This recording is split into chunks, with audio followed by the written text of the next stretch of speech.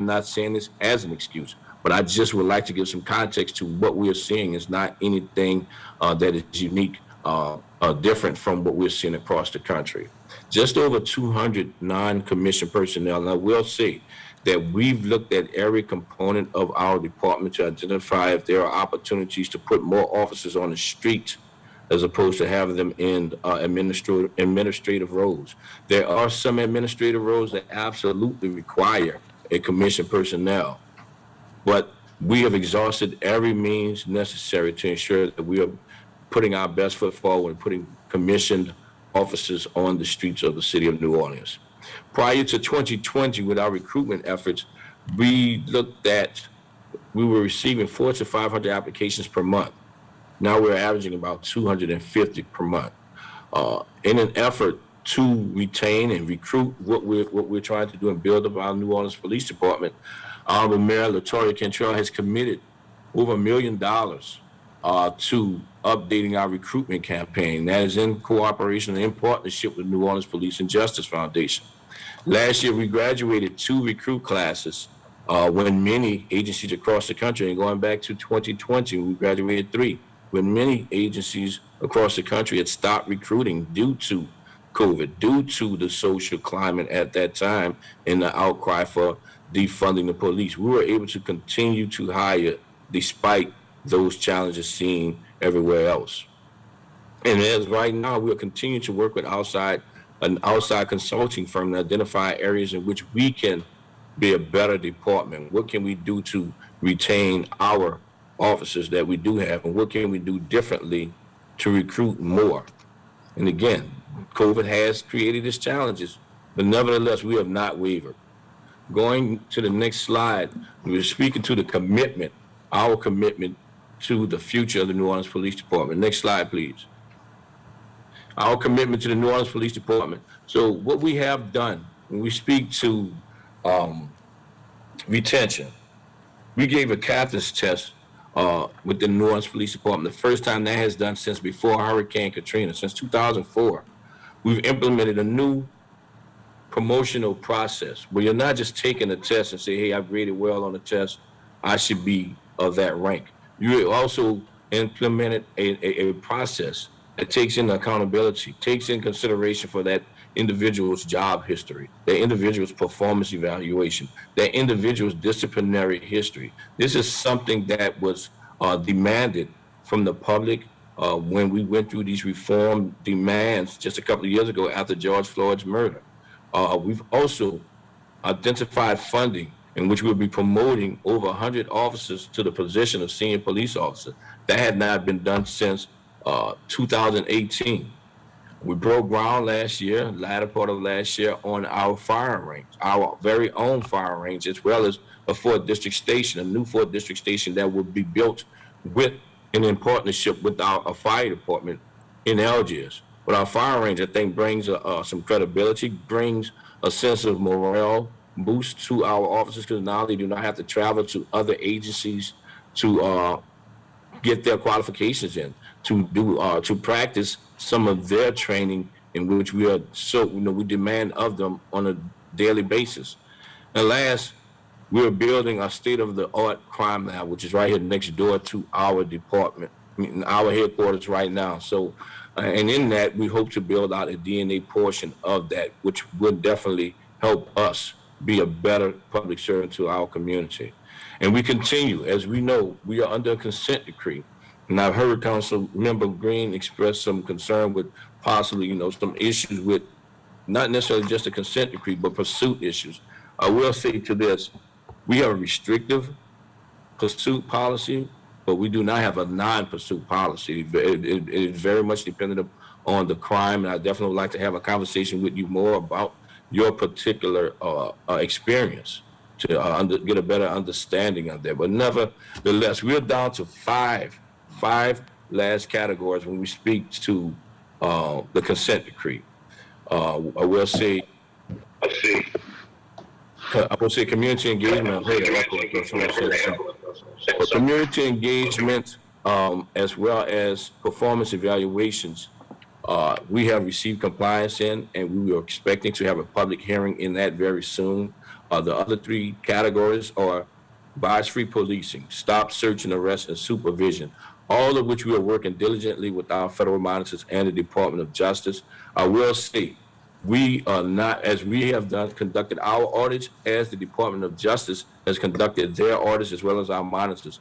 None of these categories have identified any trends of unconstitutional policing whatsoever.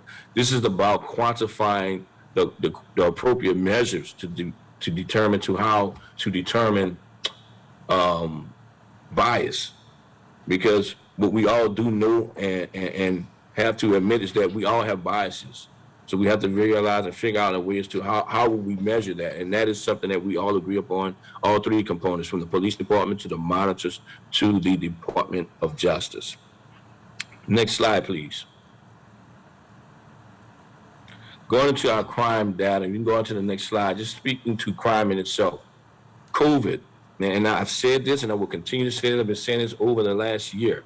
COVID has created some unprecedented challenges for us as a criminal justice system, for us as a police department. Policing has somewhat changed. Even prior, and not just COVID itself, the social climate has forced some change, forced us to change the way in which we police in some ways.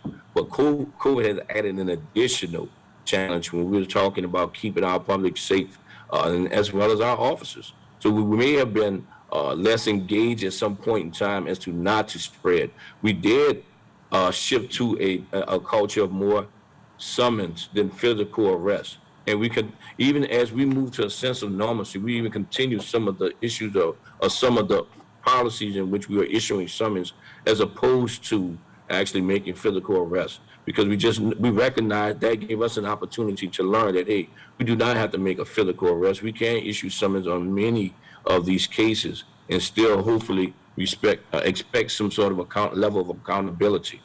But through it all, we have continued to be that one consistent component in the criminal justice system.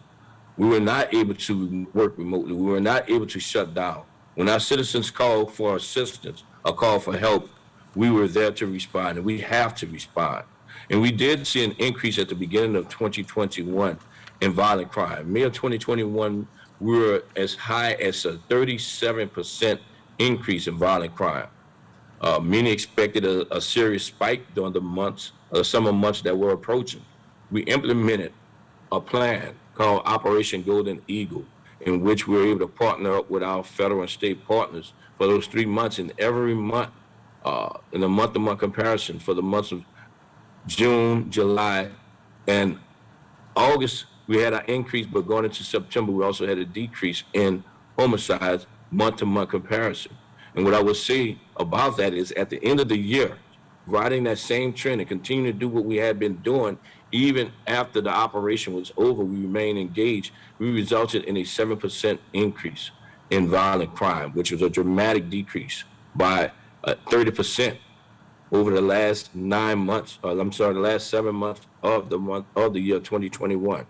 Yes, we had 218 murders in the year of 2021, but we had a 53% solve rate for those. And we also saw 17 cold cases. That was more in 1 year than we had in the 3 prior years collectively. So we remain engaged. We remain committed to the safety of our city. We had that 8% decrease in armed robbery, while we also saw a spike in the latter part of December, in which carjackings went up, and we had a 1% increase in carjackings in the year 2021. Now we're moving over to the next slide, please. Moving over into 2022, that significant spike has carried over unfortunately, into 2022, but we have not wavered. A 38% solve rate in carjackings, 42% solve rate in armed robberies. We have made arrests, and we have seen in many instances in which we've arrested individuals, some of the same individuals. And it is an unfortunate reality.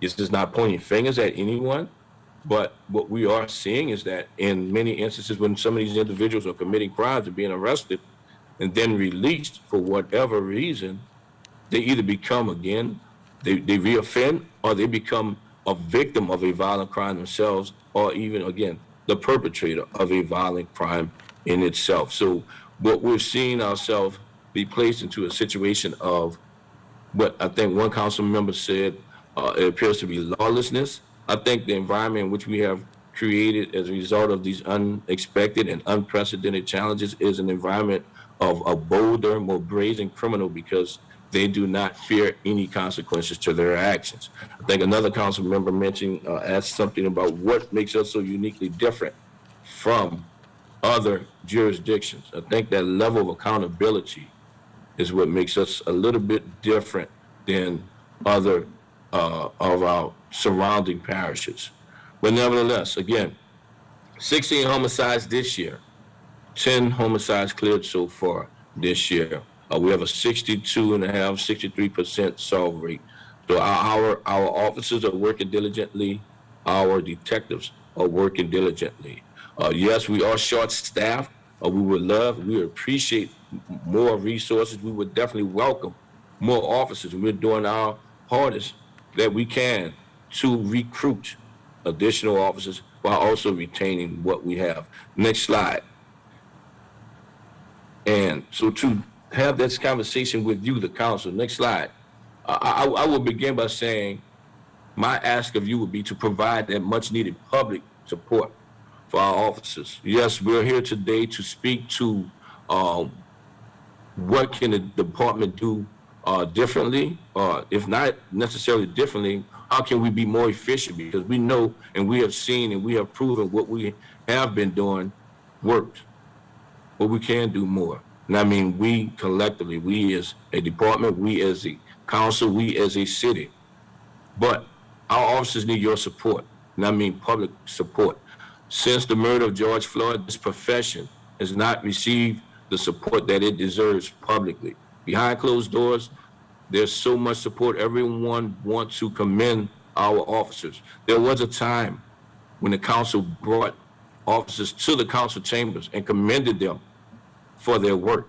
But what we've seen over the last couple of years is elected officials separating themselves because they do not know what their constituents' feelings would be if they partnered with or supported a law enforcement agency. And I'm only speaking from the reality or the view in which, or the perspective in which our commissioned officers have been seeing and challenges that they have been facing. We have to do something to slow that rate of attrition. I've heard many different reasons why there are officers, our attrition is as high as it is. I would say this. One reason is absolutely the profession is different and people are walking away from this profession and not subjecting themselves to the level of accountability that we hold ourselves to. And not just in the New Orleans Police Department, but the community, the citizens of New Orleans hold our profession to. Two, yes, there are those who wish or think that they're going to greener pastures, but we have seen in many instances when those that have left, some have returned because it was not as green as they thought it would be. And third thing I would say is legislation has played its part with regards to why some of our officers have left, that the retirement rate was much higher than what we had seen in recent years.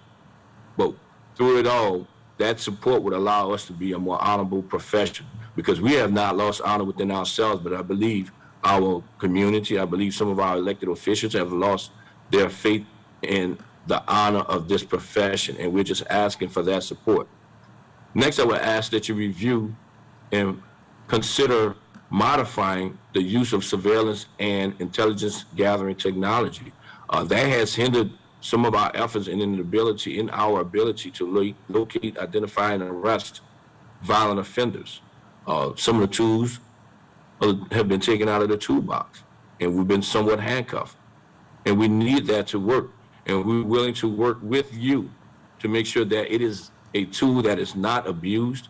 We have been working with our Department of Justice as well as our monitors to get these tools finalized, these policies finalized to ensure that these tools are not being abused and they're used in a way that is beneficial and effective to us as a department, but to us as a city, to make sure that our city is safer.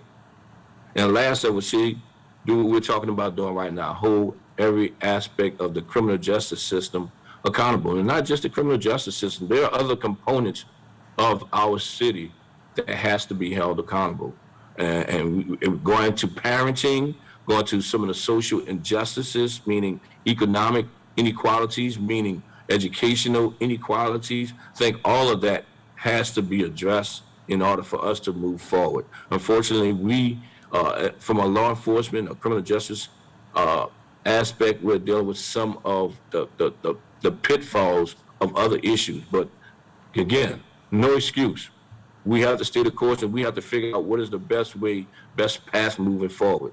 So in closing, I want to thank you for giving us this opportunity to come before you. We are committed to the practices and reforms that we have put in place for over the last 10 years. This is our DNA. We're not doing anything because of the consent decree. We're doing what we are doing because this is what the citizens of New Orleans expect of us.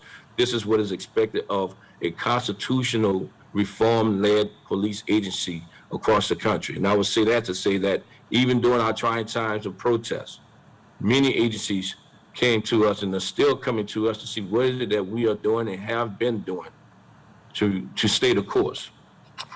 We're committed to the safety of our city. We're looking forward to working with each and every one of you. We're looking forward to working with our criminal justice partners.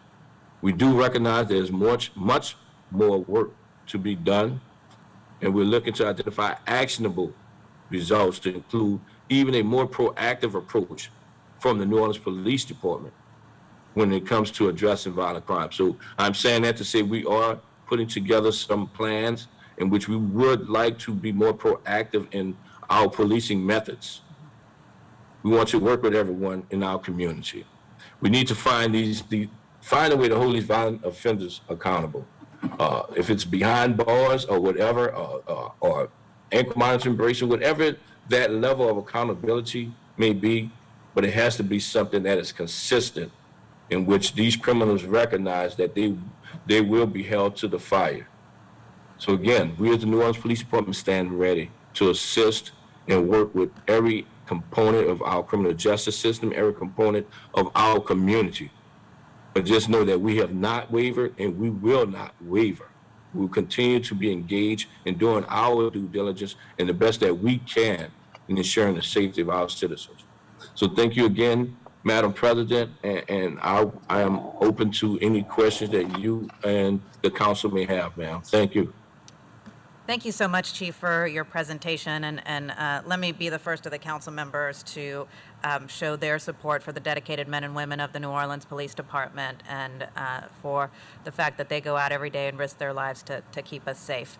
Chief, you ended with really where I wanted to begin, and I think what we're waiting to hear, and the public's waiting to hear, is, what is your plan? What is your plan to deal with this uptick of violence? What are you changing? What are you doing differently? What can the public expect?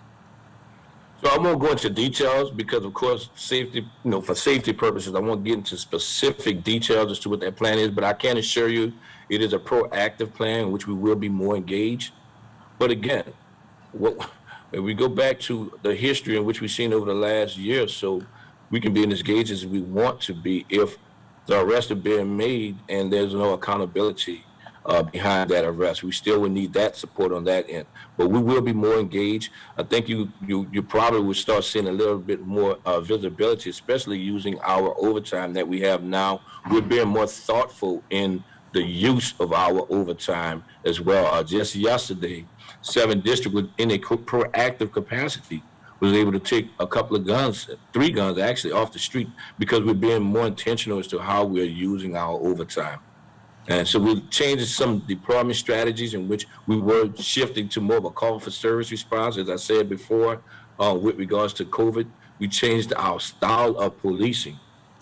But now that we're starting to see some normalcy, we're shifting back to some of the things that we saw work in the past, which is that proactive capacity. Can you go a little bit more into detail about what you're talking about that worked in the past that you're going to be now able to do again? The proactive capacity, we're going to look at ways in which we can be more proactive citywide, meaning more engaged. I see, and I've called the attention of my staff to some of even the minor things that I've seen. Full windshields tinted, expired temporary brake tags, things that we didn't necessarily enforce before, and basically because of COVID, we realized there's some other challenges with DMV being closed that we couldn't necessarily hold our constituents accountable for those actions. But we know in those types of vehicles, for the most part, they tend to move drugs, they tend to move illegal weapons, they tend to commit illegal crime. And I'm not going to stand before you or sit before you and say that this is for everyone, but definitely we have to, if we address some of the minor violations, it could lead to us getting in front of the major or the most violent violations occurring. Chief, you were talking about in your slides about the fact that you said you had 1,058 commissioned personnel. Out of those commissioned personnel, how many of them are on the street any given day? So we would say field operation counts for approximately 65% of our department. I can say this, we have about 6%, which is about 60 officers that are out due to COVID, for one reason or another, be it directly positive or some sort of quarantine capacity. We have as many as 80 officers out due to administrative duties, either injured or military duties, things of that nature. But still, 60% of our department is in field operations, so it varies from day to day. If you take it to account training for our officers, off days for our officers, so I can't give you a specific number, but 60% of our department is accounted for in the field operation. That includes patrol as well as detectives. So, okay, so look, I don't have my calculator handy here, but if we're talking about 1058 commissioned personnel, you're telling me that's 60%. 600. So, right, so 600, but then you're also telling me that there's many who are, or however many you said, I think you said 50 are out with COVID? Mm-hmm. Okay, so then you subtract another 50, so now we got 550, and then you said that some are out in... But no, that's not 550 out of field operations. So that COVID number is the entire department. That is not just field operations. Do you know That's how the many entire department. how many do you have out right now in field operations? I have to get you that number. I don't know that off the top of my head. And then also with training too. Do you know how many are out in field operations who are in training? That varies from week to week. I mean, every week we're doing some training, at our academy, which is every certification. You have your gun, you have your firing range training, you have your driving training. Mm-hmm. I think, Chief, it would be helpful to the council and the public to have accurate numbers of how big the field operations are kind of on a daily basis, and to keep track of who may be out with COVID, who's out in training, so we have a real accurate depiction of who's out on the street. And just kind of thinking out loud here, Chief, and you were talking about doing some things differently with overtime and things like that, or different operational things that are different. Is there thinking, since even if we really ramp up recruitment efforts, it's going to take some time to really build up our force, is there thinking to more efficiently deploy the officers who we have, the commissioned officers, the 1058 who we do have, and start operating this police department as one that's not necessarily scaled to be one that has 15 or 1,600 officers, but one that can more efficiently operate as a department with, let's say, 1,000 officers. I just worry that we're not going to be able to catch up, or any department really across the country, with bringing in a bulk of new officers. So what can be done to better operationally deploy officers throughout the city and build a department based on, let's say, 1,000 officers? So what we do on a daily basis, we monitor every aspect of this department. We adjust accordingly. We look at our deployments. We look at the needs. We follow the crime trends, and we move our officers as needed. We've also considered some, opportunities. I mean, we've had ideas in the past. We've taken some of our detectives and put them in a patrol capacity one day, maybe a month.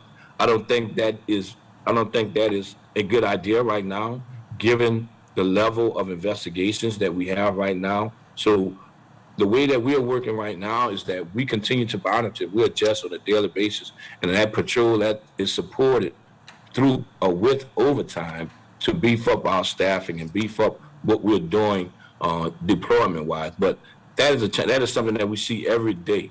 That is something that we face every day. There's not anything that we're looking to do in the future. Every day we change up our strategies. We bring in support. We have a situational response team that will support a district whenever there are flare-ups. Like this past Saturday, we had that series of carjackings. You had individuals that came into work who had left their families behind. They were off, and they came in and supported and addressed and responded to the need of this city. So we know that it is different now. We're short, there's definitely a shorter staff department, but we also heard from one of the council members asking for additional resources for our detectives. So we have to find that fine balance. And I think what we have been doing has been working, but until we can actually have these individuals know that they will be held accountable, we're going to continue to find ourselves spinning our wheels. And again, this is not about pointing any fingers, because I will say to you, New Orleans is not in this alone. If you look at Houston, city of Houston, their criminal justice system has been fractured since Hurricane Harvey. That led into the challenges that they're facing in COVID now. So we all facing challenges, and we continue. I know I personally speak to my colleagues across the country to try to identify what can we do differently. What are you doing differently that is working for you that I could possibly do here? And that is what we do on a daily basis. And Chief, I appreciate that, but let me get back to the question that I asked about really taking a drastic look at some operational changes and even and more than just day by day, but just looking at how the department is really structured and laid out. Any possibility that there could be even consolidation of districts? I mean, in Jefferson Parish, they patrol more land than we do, and they have 4 districts. We have 7, and so I'm sorry, 8. And so, how can we potentially consolidate those? I've even heard conversations from some law enforcement experts about, it could possibly be efficient to consolidate the 2nd and the 6th districts. Those are both uptown districts. The 2nd just got a beautiful new headquarters or new building. What are your thoughts about making some drastic changes like that that could potentially more efficiently patrol the city? I'd like to have With a. response times. Hmm? And I'm assist sorry, with- you saying something else? and also potentially assist with response times too. The way I look at that is, if you have not changed the landmass. It is still the same area that's being covered. I think the way that we're designed right now, you have that community has that direct relationship with that one captain of that, and those officers that are in that area on a daily basis through geographical deployment. So, I mean, it's something to be considered, but I cannot say that I necessarily agree with that, because putting everything into one district, and now this captain have to more or less be engaged with every community who was very demanding and wanting to have that direct relationship with their commanding officer. I think we start filtering down some of those, or watering down some of those relationships. And don't get me wrong, relationships are incredibly important, no doubt about it. But I think at this point, I think that the people in the city just really want whatever is best to protect them and keep them safe. And if you're looking at having two buildings and officers having to man 2 different buildings, potentially consolidating could put more people on the street. I'm just, throwing it out there as something, that potentially could be looked at by you, Chief, as we may have to just come to this realistic, realization that we're not going to be a 1,500 or 1,600 police force. How are we going to operate effectively and efficiently then as a 1,000 or maybe even less if we don't build up our recruitment? How are we going to be an efficient department as we are right now with the numbers that we have right now? I think that really needs to be looked at closely. But I don't want to belabor this too much, and I have just a couple more questions before I turn it to the other council members. Paul, can you put up a slide that Jeff Asher created for us? I think it's slide 6 from the presentation that he did for the council. and he actually will do this presentation on Monday. But here's one of the slides. Chief, I want you to take a look at this. So there's been a lot of conversation about the Tiger unit, which from what I understood dealt with handling armed robberies. And once it was disbanded, and I want you to talk about why it was disbanded, but once it was disbanded, we saw this spike in armed robbery incidents, and we also saw this spike in carjackings as well. And I mean, it's a big, like, boom spike, as you can see in the charts. So I'm just wondering, and Paul, you can take it down. But Chief, can you tell me about why this Tiger unit was disbanded, and your thoughts about potentially bringing it back? I'm just trying to get an understanding of this. Absolutely. So first, let me go back to your previous question about what we're doing differently. Thank you to council for voting to allowing us to deputize some of our other city agencies. So we're doing something differently, city departments. What we're doing differently, looking for burden reduction opportunities. One is with on-scene services, responding to car crashes so that we can focus more on violent crime. The other is allowing these other city departments to be deputized to address some of the quality of life issues that we've been called off the street to respond and assist with. So those are just a couple of our burden reduction strategies that we're working towards to do things somewhat differently. Now, when Tiger was disbanded, again, that goes back into this whole entire task force thing as well. At that time, I felt that it was the appropriate thing to do. We had to think of policing differently. I felt that there's a different direction in which we wanted to go from a more investigatory side. Even with that investigatory side, there was still a violent crime. There was still a response, a proactive response with our situational response team. But as you pointed out, those dates, actually, that was in the middle of COVID, in which we've seen an uptick in several crimes. It wasn't an instant spike. It was a dramatic. It was consistent. It was more or less dramatically going up. It's more in a slow pace, I would want to say.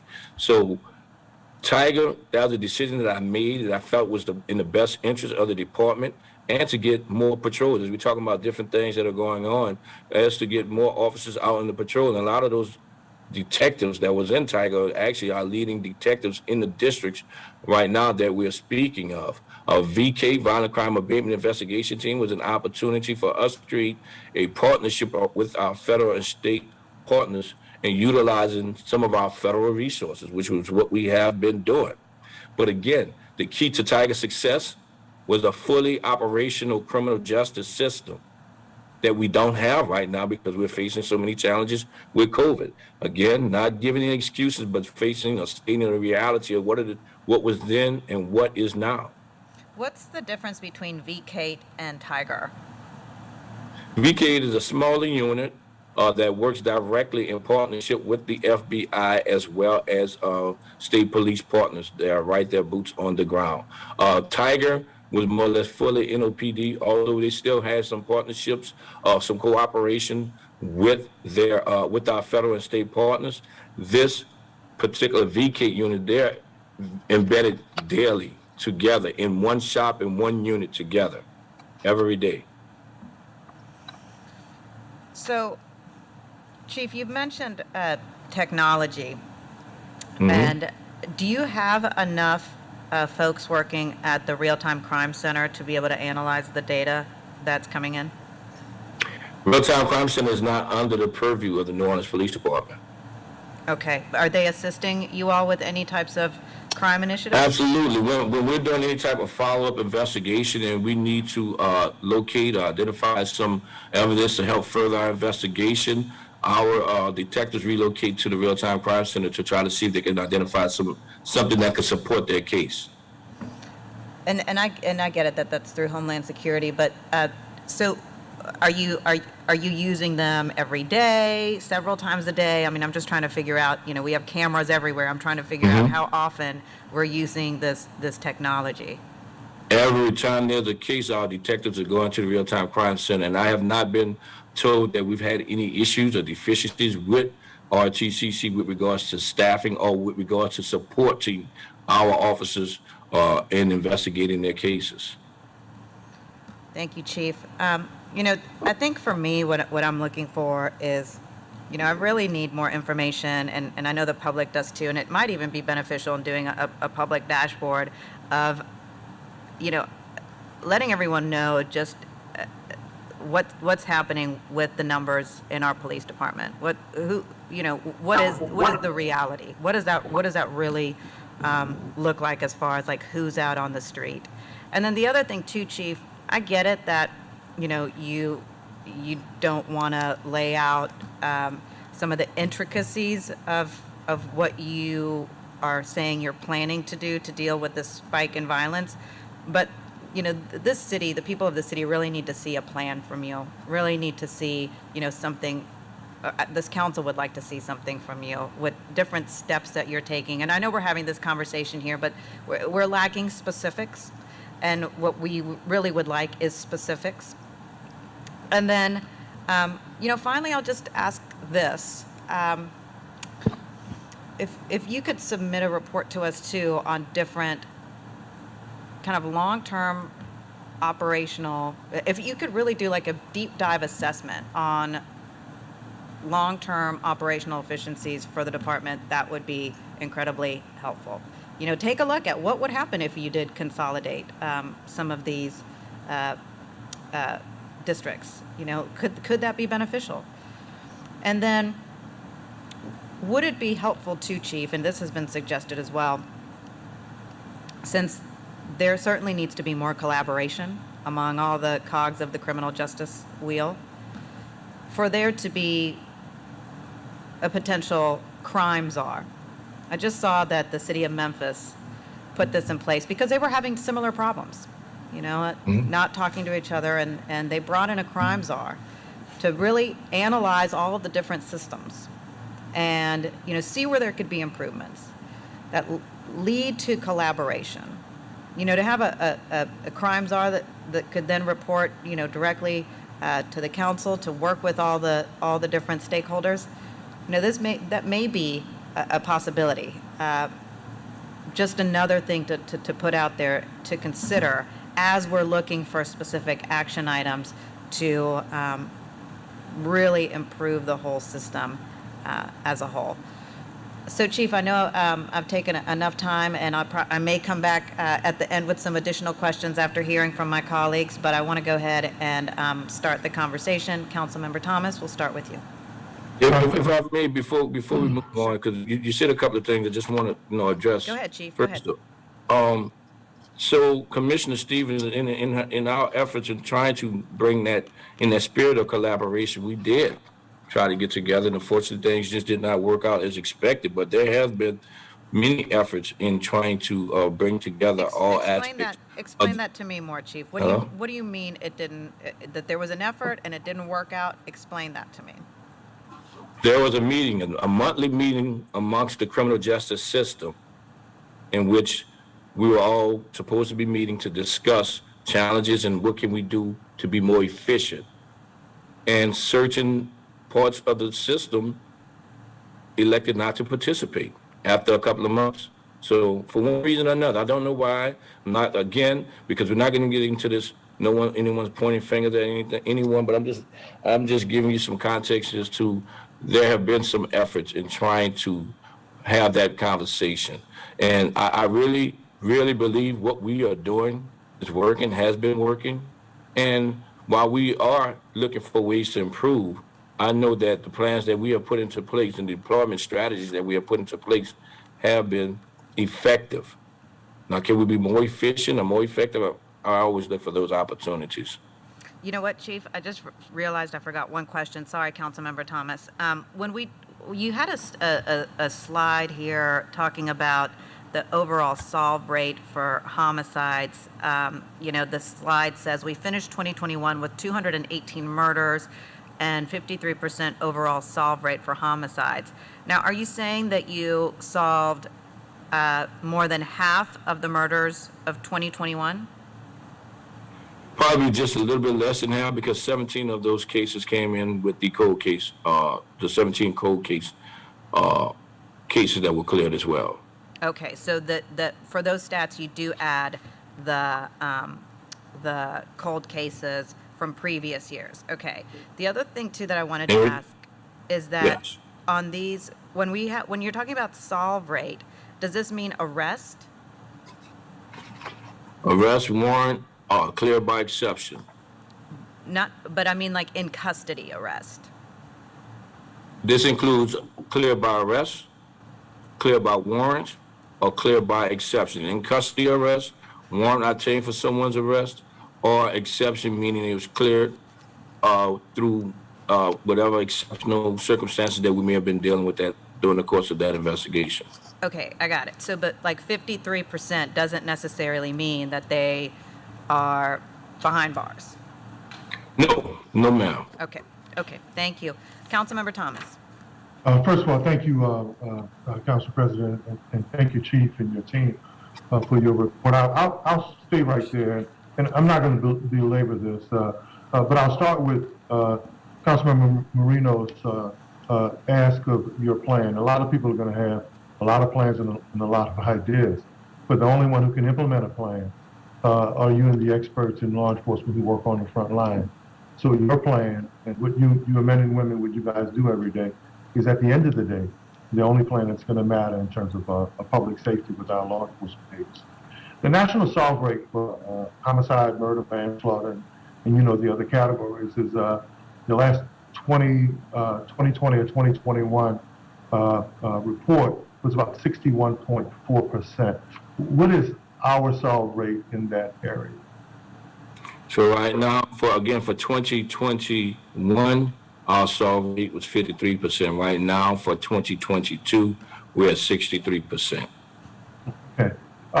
So last year we were below the national average. Right now, in terms of the immediate cases that were solved, we're a couple of percentage points above the national average. But consistently, when you look at the history of the New Orleans Police Department, we have seen solve rates as low as 20, 30, 40%. I know you brought it up a lot, but what can we do differently, especially because we know solve rates actually help deter violent crimes when criminals know that we have a police department that's doing investigations that's likely to catch them and apprehend them.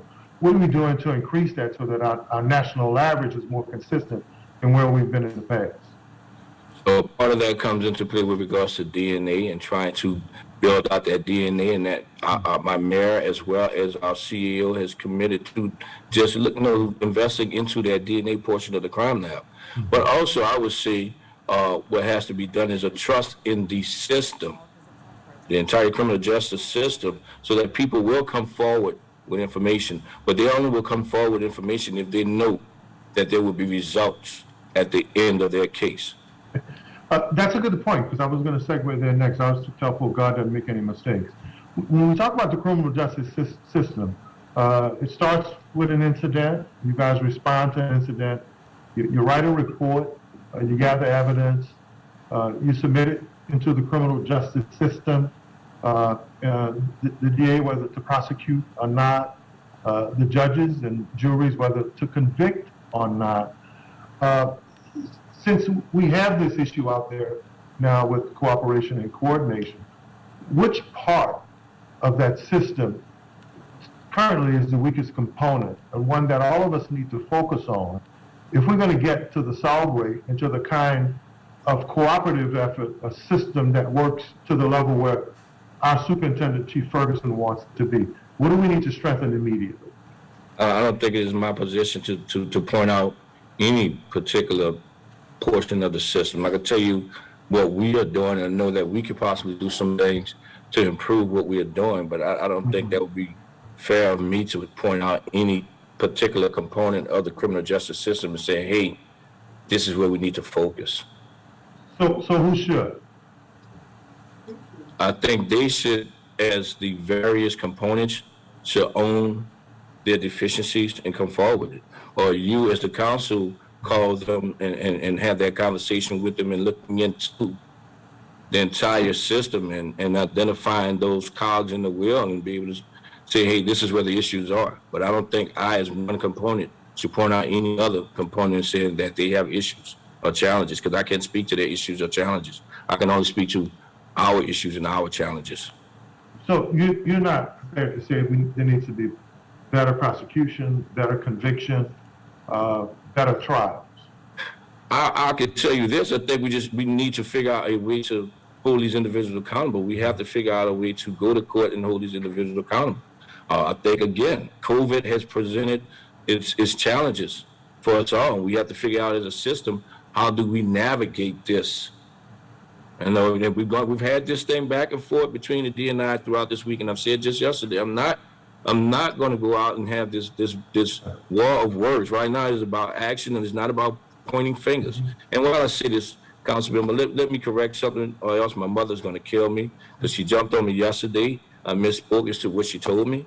When I said when you point a finger at someone, you actually have 3 fingers pointed back at yourself, not a so I had to write that wrong so I don't get frustrated by my mother again. So and just so people know, our academy most recently, especially when you were head of that academy, it's now being recognized as one of the 3 top 1, 2, or 3 best academies in the country now. Correct? yes, we are. You know, we work diligently with DC and various other agencies across the country to try to remain as one of the top academies in the country. And in that academy, we learn how to write reports, gather information, and submit that information within the system so that it's the best possible gathering of information and surveillance and investigation so that it can stand up. Correct? Yes, sir. Okay. 1,058 police officers. Is that enough men and women for you to keep the city safe? I can always use more resources. I can always use more officers. You know, we've seen this over the last 150 we lost last year. So yes, we are facing some serious challenges. I will definitely welcome and want more police officers within the New Orleans Police Department to do our job better. Yeah. And you and I have had this conversation before. You know, you remember we go back to those old interagency agreements. We currently have the state police operating now. You remember the days when we expanded our relationship with the levee police, the harbor police. Some minor felonies and traffic stuff was given to the sheriff's office. So is there, and I understand the conversations about the consent decree, but are there any conversations about how we use those law enforcement agents? Because within the boundaries of the city, several thousand people are licensed to do law enforcement at some level or another. Is there any conversation to expand our manpower by reaching out to those agencies in spite of the consent decree, or to amend the consent decree so that we can, especially in this period right now where you're saying we need more men and women, so that we can immediately increase visibility and manpower? So, I mean, we work with those agencies, meaning the levee board, harbor, whomever, on a daily basis. The sheriff's office, in which they're working well within their jurisdiction, but they expanded by a little bit. Even some of our local universities have assisted. I mean, they participate, or they attend our weekly max meeting at the various districts that they work directly with. So we do maximize those partnerships to the best of our ability given the circumstances. BOP, Black Order of Police, Fraternal Order of Police, and Panel, how integral they are in working with those unions and those organizations as it relates to policing or your police plan? How involved are they? So I meet with each union at least once a quarter. Of course, COVID had hampered that.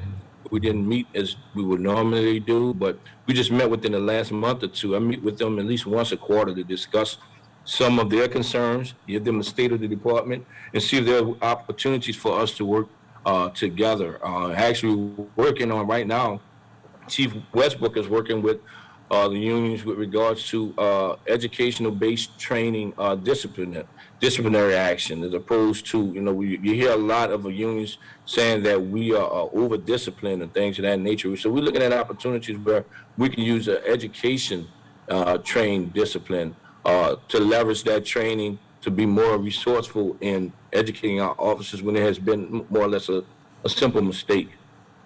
There used to be a substation in the Lower Ninth Ward when we had more officers and the budget was smaller.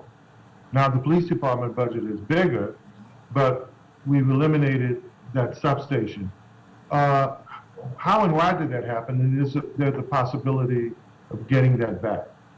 So some of the challenges we have with when you talk about a substation, we have to look at a technical infrastructure that would be attached to that as well. Meaning, we had that cyber attack a few years ago, and so we're more security conscious when it comes to that. So to try to overcome just having a substation, more or less, like Captain Nolan has done, is she strategically or intentionally places officers in the Lower Ninth Ward that have to remain there throughout the entire tour of duty, so that we do have that presence across the canal or any other areas that may be in a more vulnerable situation like the Lower Ninth Ward, where they're stuck between St. Bernard Parish and the Industrial Canal and potentially bridges going up. So we just try to be more intentional in our deployment or placement of our officers.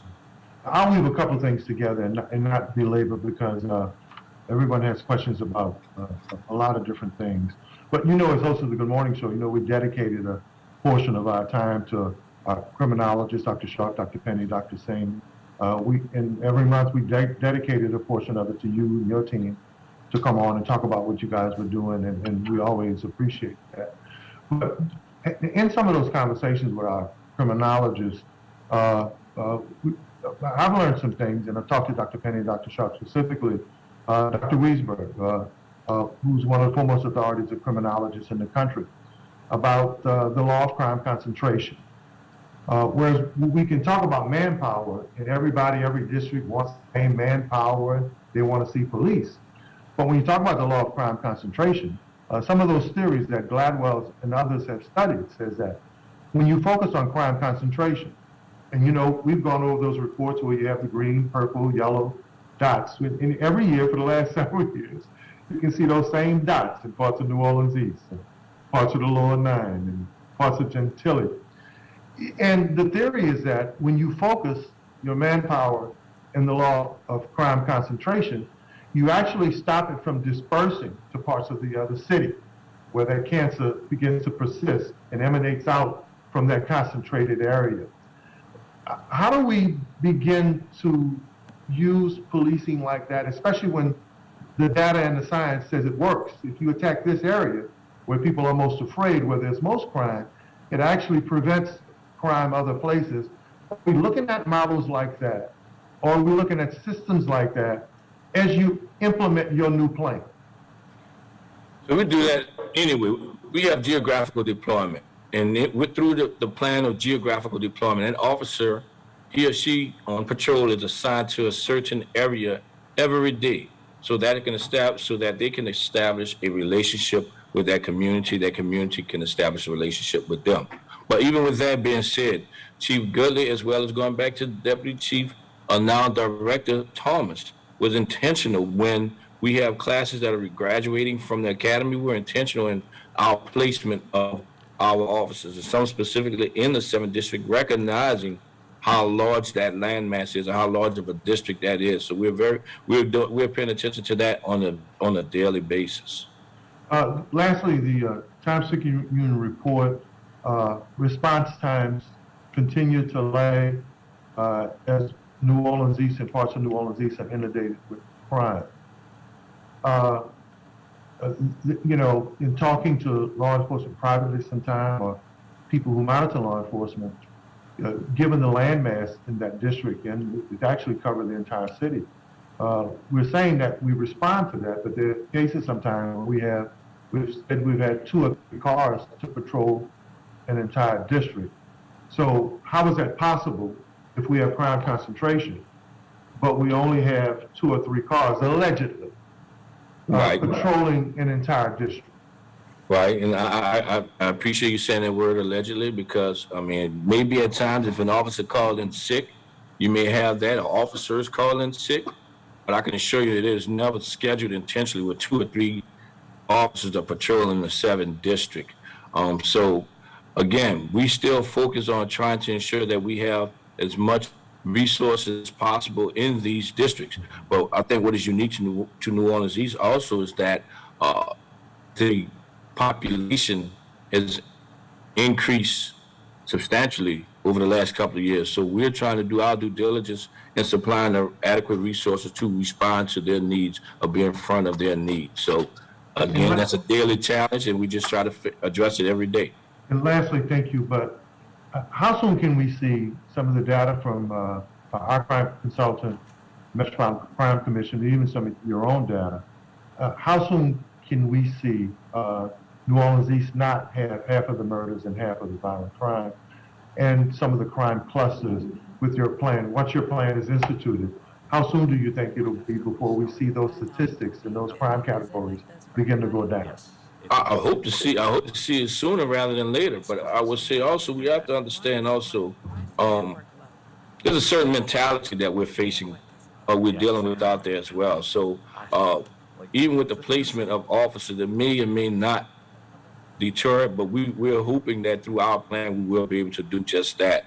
We've already had some conversations with Captain Stamp to see what we can do differently out there, and I hope that you will start seeing that sooner rather than later.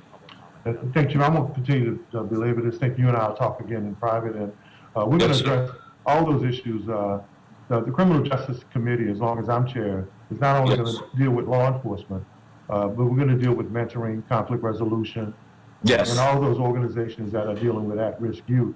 They're going to be woven into what I think we need to do as a holistic approach to fighting crime. Thank you. Thank you, sir. Thank you, Councilmember Thomas. Members and Chief, we are having some tech issues. We could hear very well what was being discussed, but we're having some audio breakup issues. Wait, it looks like it may have just gotten a little bit better. Councilmember Green, why don't we go ahead and take you? If you start breaking up, I may have to ask everyone to log back on so we can fix the situation. Okay, I hope that you can hear me okay. I'm going to sit back a little bit from the computer because it was suggested to me that sitting too close may create some of these audio problems. But Chief, once again, I want to thank you for your presentation, and I'd like you to pass on to as many officers as you can my and many members of the community that I represent appreciation for the work that you do. On this door, you can see a lot of comments from people, and certainly there are always people who say they didn't show up, et cetera, et cetera. And I think some of those with a grain of salt. But I also see on next door people who report that they hear gunshots and they call the police, and the police actually show, even if they don't know exactly where the gunshots are, and they patrol in the area. They just drive, they send a message to whoever might have done the gunshots. If they're looking out of their windows, which they likely are because they did so for attention, they see an officer respond, and I appreciate it.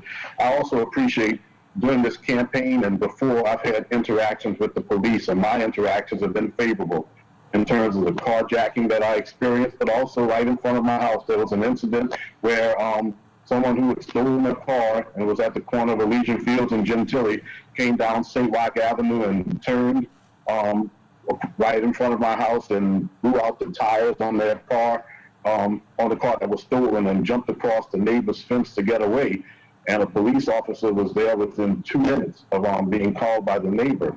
And I know that sometimes that's because they're in the area. I don't think there's any enhanced patrolling of the area in which I live for any reason. I think that it's just important to say that there have been many responses, many favorable responses for the police. So I just wanted to say that and tell you that I hear you loud and clear relative to support for the police department. Derek Chauvin is not going to determine how officers throughout the country are viewed. There are good officers and there are sometimes officers who are bad eggs. But at the end of the day, we all need to be able to call on trained officers to work with us when there are concerns that affect us personally from a criminal standpoint and that affect our community. So that was just an introduction, and I do have a couple of questions. You actually answered a few questions in your presentation that I appreciated, but I have just a couple of questions. One, can you talk to us about what can be done to better integrate mental health related responses, if you will, when it's necessary, when you get calls along those lines?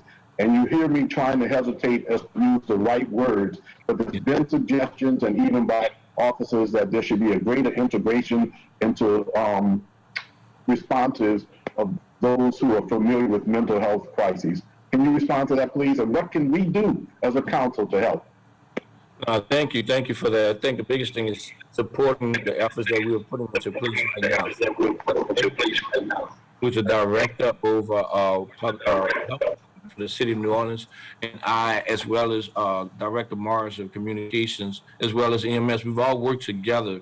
Our teams have worked together to try to put just that type of response together, where you actually have the experts responding to these calls. And we have ran a pilot program in the 3rd District, which is the area in which you are over, sir. And we're expanding that somewhat, and we've gotten some data, and I believe Dr. Vecna was able to obtain some funding to build out on that, so that it would be more of a subject matter expert response as opposed to a law enforcement response to mental crises incidents. But we will still be in the area in the event that it escalates to something volatile. But we are in partnership with the health department, and we all firmly believe that is the proper response. And I think that is the best practices that you're seeing across the country as well. Weeding law enforcement out of that response and having more of a subject matter expert response to these types of calls. Uh-oh. You there? Councilmember Green, you're muted. Councilmember Green? Councilmember Green, you're Okay. muted. There you go, Councilmember Green. Can I be heard? We can hear you now, yes. Okay. I'll just go back and say, I don't know what happened. As you can see, I'm just sitting here. I didn't press anything. But the reality is, I know that there's some technological glitches that need to be addressed, and they will be. But at the end of the day, Chief, please let us know how we can help. Can you talk to us for a second? Because a lot of people who have been victimized by crime are not familiar with the fact there are social workers in each of the districts, if that is in fact the case. Some of which I say is based on what I'm told and what I've been able to glean from a couple of phone calls. Are there social workers in every district, and someone who's been victimized by a crime, how can they receive assistance through the police department? Yes, thank you for that question, Councilman. We do have a victim witness program, and it's not, and it's called that, but it's not at the level in which you look at a state or federal level victim witness program where victims and or witnesses are being relocated. But it is just a division or a unit that is able to provide resources to support our victims and or witnesses. Every district has a counselor.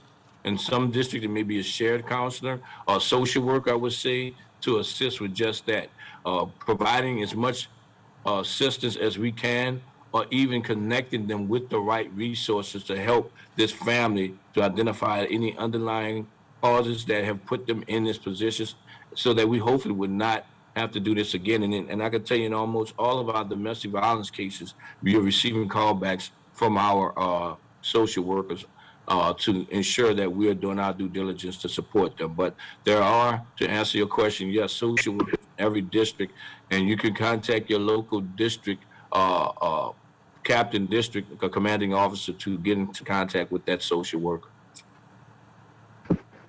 Chief, I think that you're going to get more calls with regards to victims who want to receive that assistance. It's so important, and there are members of our community who are really being activated by wanting to assist victims. For example, there's been a new organization formed, Voices of the Victims of Crime, and they're going to want to work with the police department to do whatever they can to assist victims. I know that there's money sometimes available for expenses associated with funerals. You hate to think about that and the like. But Chief, whatever we can do as a council to assist and help, because that office is going to get a lot more calls, I need you to let us know. All right?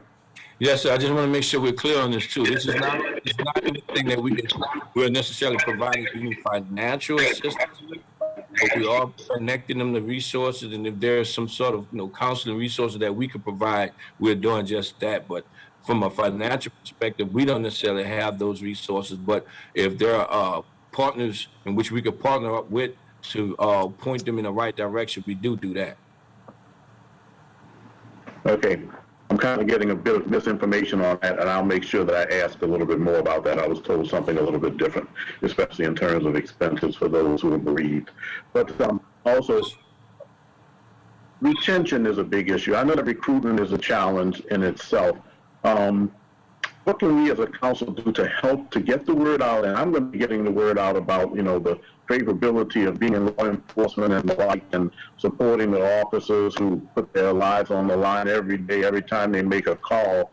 But if you were giving a general message to us or to me, what can the council do to assist in retention? Seems like an obvious question, but please feel free to speak specifically as to what you would like to see us do. Again, I think it goes back to that ask at the conclusion of my presentation. That is supporting the officers. Hold us accountable when we're wrong. Hold us accountable when we're right. But the biggest thing is bringing them out and letting them know that you support them. And we have not seen that publicly for quite some time for one reason or another. And we're just asking for that support. That definitely helps with retention. We are looking at other ways in which we can work differently with our officers that we do have. I think someone brought up something about take-home cards. There are some officers who do have take-home cards, but that comes with the idea that you're also living within all these parish. I think it should be beneficial to our community if you have a take-home card, where those police cards can be seen in the city of New Orleans within their own community. And that gives them some sort of sense of security, knowing that their officer's right there in their block with their police car. So it is little things like that, subtle things like that, I think can help us with retention. And we are working towards just that through pay incentives, through career pats forward within the department as well. Can you talk to me about gun buyback? So that was a good idea. Do they work well? Should we be doing more in the city of New Orleans? I think we could always do more when we're talking about retrieving or taking weapons in or taking weapons off the street. We have worked in partnership with our Criminal Justice Commissioner Stevens, as well as I remember we had one about a year or two ago at New Hope, Pastor Weathersby, in which we had a very successful gun buyback program. I'm not familiar with, I can't remember where the funding came from with that, but I do recall there it was a very successful initiative, and to the point we actually ran out of money.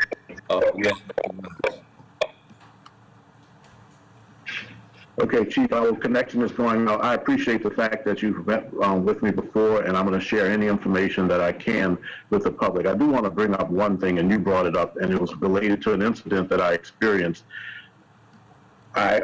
Maybe it's just a legend and it's not correct, but I mean, a lot of people say that the police are hampered in their ability to pursue criminals who have left the scene of a crime.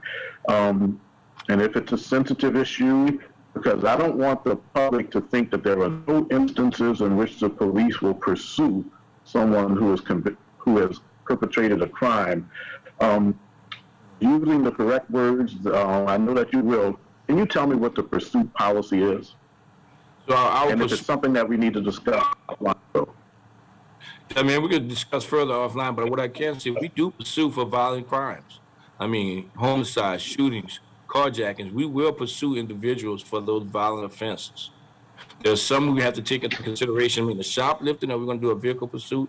I think the risk is not worth the reward. So we have to think about those major felonies in which we are actually pursuing offenses for. Carjacking is considered a violent offense.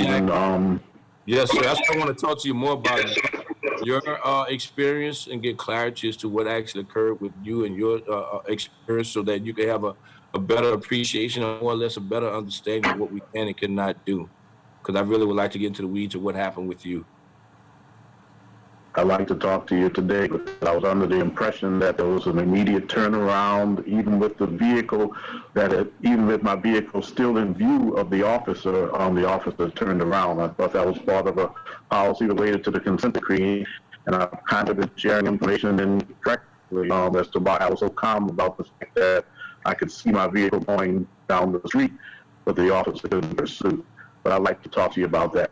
The last thing that I'd like to ask, amongst the things I've had a chance to meet with you on, and I appreciate it, and we're going to move forward working closely together because, again, this is the most important issue to our citizens at this time. What is the optimum level of officers that will allow you to do what you feel that you need to do in our city of New Orleans right now? I mean, when I joined, what is that number? I mean, I welcome, again, all resources. When I joined the department, we were about 1,700 strong. Of course, over the years, we had 3 years of a hiring freeze that really had put us in a position where we have not ever been able to recover or overcome or get to those numbers ever again. If I feel the perfect world, I'll say 1,500 officers would do just great for what we would like to accomplish and what we would want to do. Better staffing in my detective bureaus, better staffing in my field bureaus where we have a better response with calls for services. Thank you. I appreciate the number. It just kind of gives a point of reference. Everyone, we're going to certainly all work to get there. I hear too often that the officers can't do the type of patrols that have been done in the past because, of course, they're going from call to call because of the limited number of officers and have to spend a lot of time on paperwork and like. And I know that there's an increase that is required, but it's good to have an idea just it gives us something else to work to. I'm going to do everything that I can to encourage folks to look at law enforcement as a career. I'm going to talk to high school students and to college students. My district includes 3 universities and 5 high schools, potential sources of recruiting persons to law enforcement. I'm going to talk positively about a career in law enforcement. I'm just asking you, Chief, and the captains and everyone associated with the department to know, as I told you when we met before, that I'm committed to this. I want to see a safer city, and I've seen over the past many years, many decades, not enough action taken that is going to help to make our city safer. And I'm so pleased to be on this city council at this time that has taken on this issue. I have private discussions with members of our city council who have been elected by citizens who are so very concerned about this issue because they want our city to be safer. And I'm looking forward to working with you, Chief, a lot more.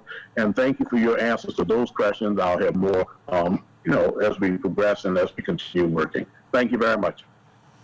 Thank you, Councilmember Green. And just want to say, encourage everyone too. We do have an alternative police reporting division.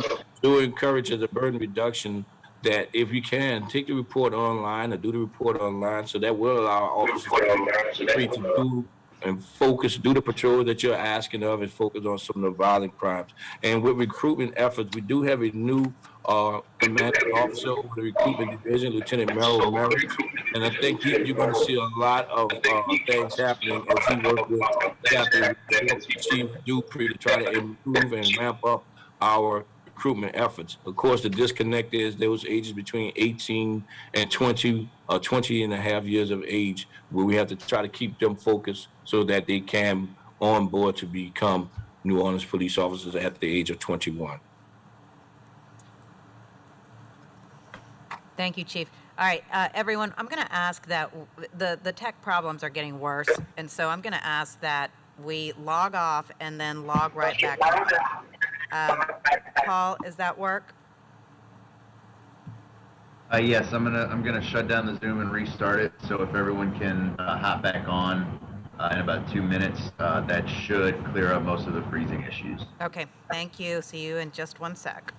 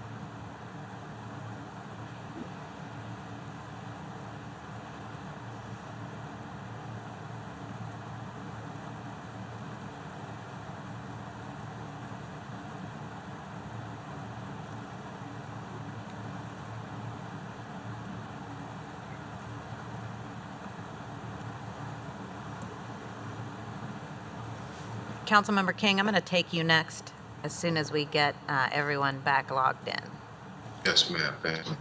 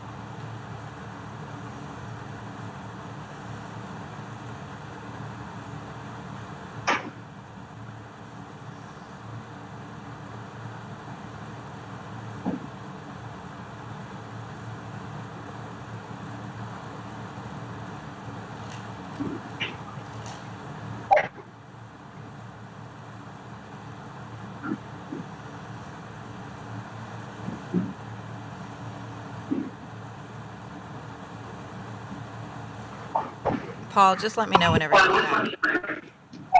Councilmember, it looks like we've got everybody back on. Okay.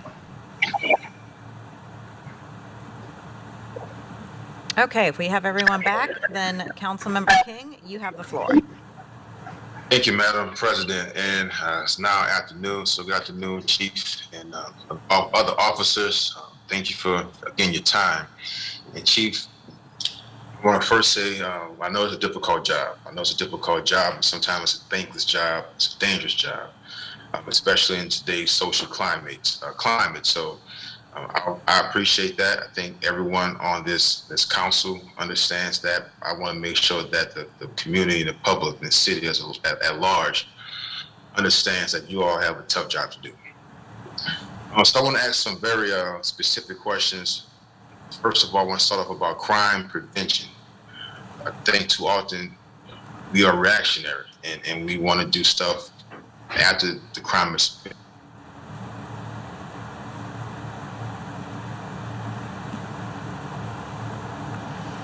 Councilmember King, I think we lost you. Hang on. Yeah, we just lost.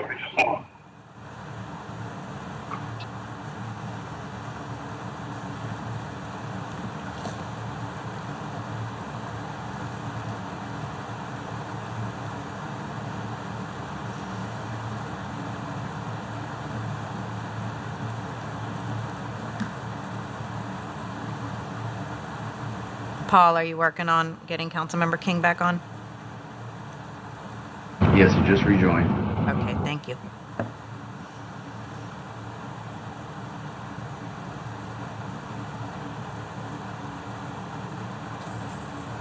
Hello?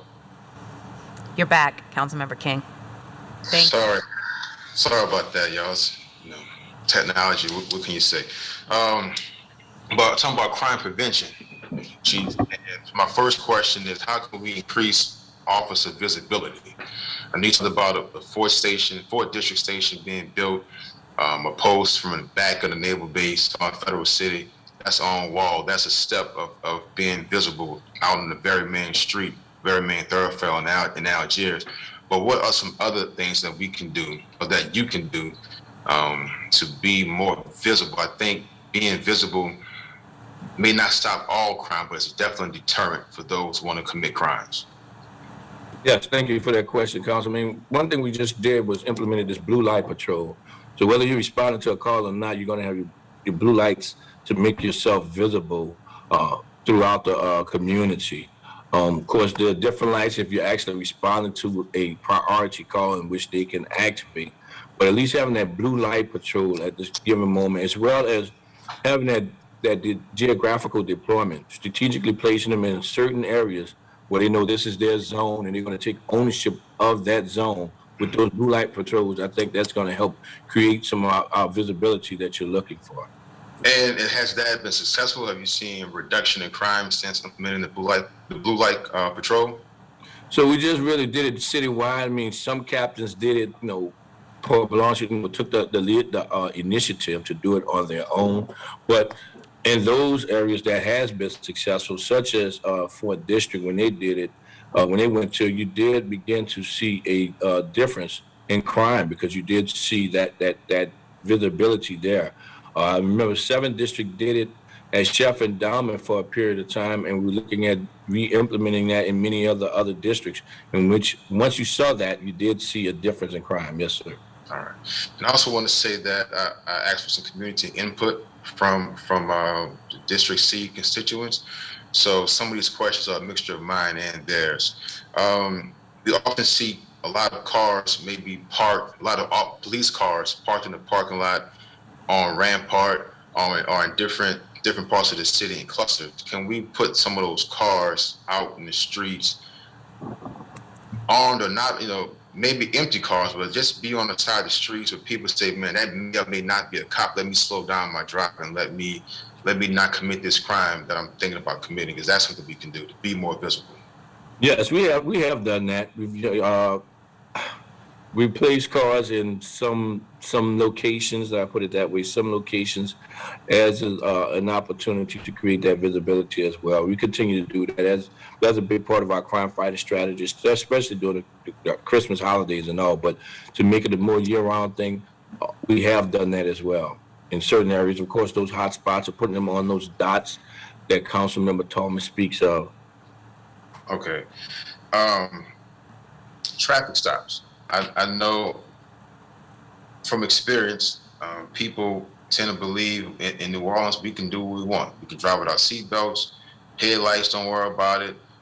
Like you said, illegally tint the windows all around, front, back, and the sides.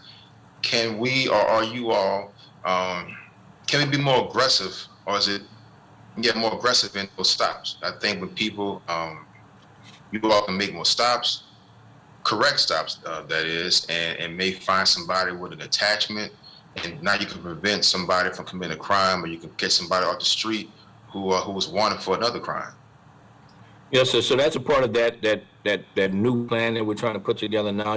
Some tough decisions were made as a result of the social climate with George Floyd. Some tough decisions were made in the mindset of public safety being first against a global pandemic.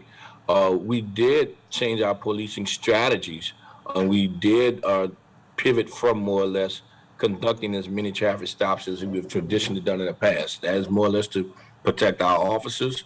That has been to protect our citizens, and as well as, to stop the spread of this virus that we were facing during some unprecedented times. So again, as we're seeing some normalcy to come back into place, we're looking at some of the things that we know worked before and revert back to some of those things and try, not reinvent the wheel, but we know we had some strategies in place before that we want to, go back to, and that is a part of that strategy. Okay.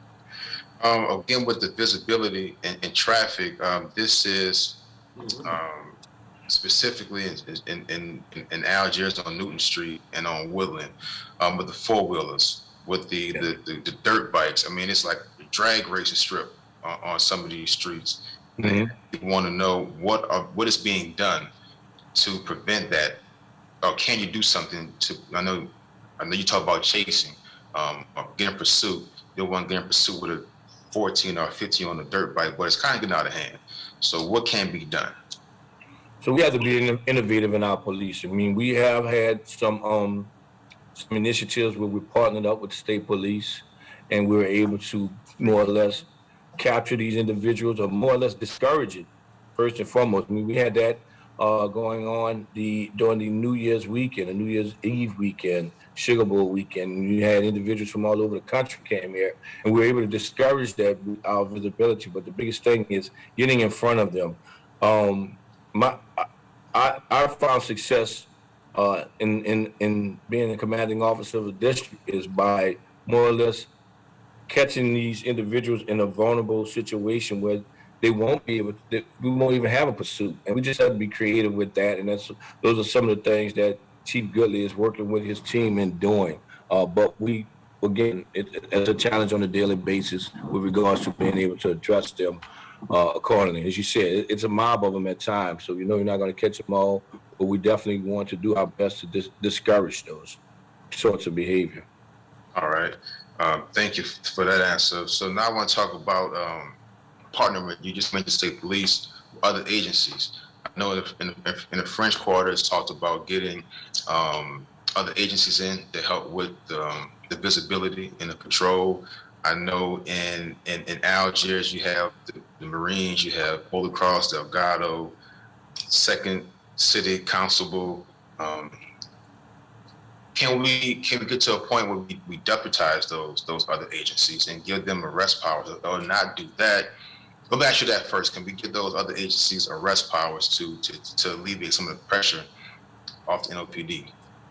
Given the state of NOPD now, we just had this conversation with one of our local, one of our communities, actually within your area, within your district, about doing just that. There are some training challenges that we face when you talk about deputization. When we speak of deputization of agencies, there's a certain level of liability that comes with that deputization that we're facing when we say, hey, we're going to deputize someone. That is why, but there's a certain training that should come with when you're talking about deputization. And that's something that's difficult for us to overcome. And that is why we run into the challenges we run into with regards to trying to get reserve officers. Deputization, hey, we are at a certain standard with the department. There's a certain level of constitutional policing that is expected of us as a police department. And under my purview, being the chief law enforcement executive of this agency, deputization we require the same standard of those agencies. So there are some training difficulties that challenges that we're running into when you speak to deputization as well as liability issues. Right, I understand that, and I can appreciate that. But people they're afraid to go out, and they're looking for answers.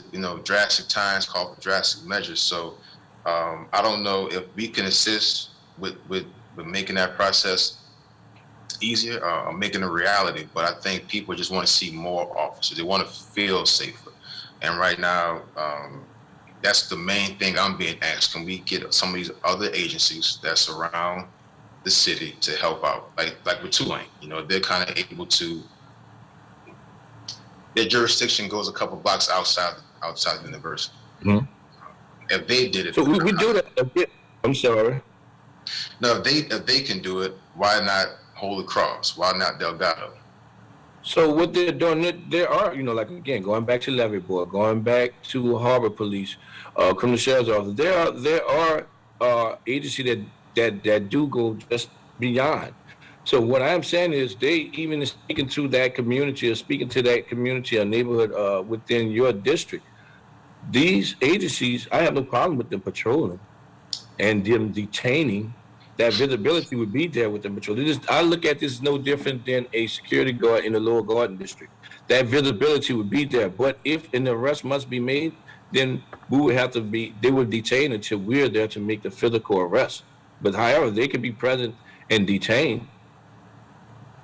So is it possible when we have to partner an NOPD officer with, let's say, a constable's, a first or second city constable office patrolling the French Quarter, so that way there's an officer already on spot, or to put an officer in that group. If there's 5 officers patrolling the French Quarter, the Marion, the Bywater, that's not NOPD officers.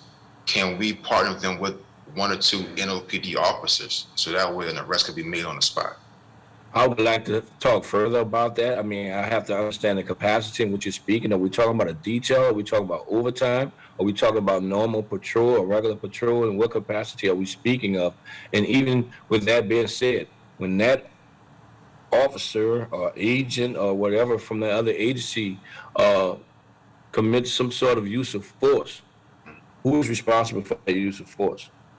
And we have to think there are a lot of variables that we must discuss before I can say yeah or nay to any of those questions that you're asking right now.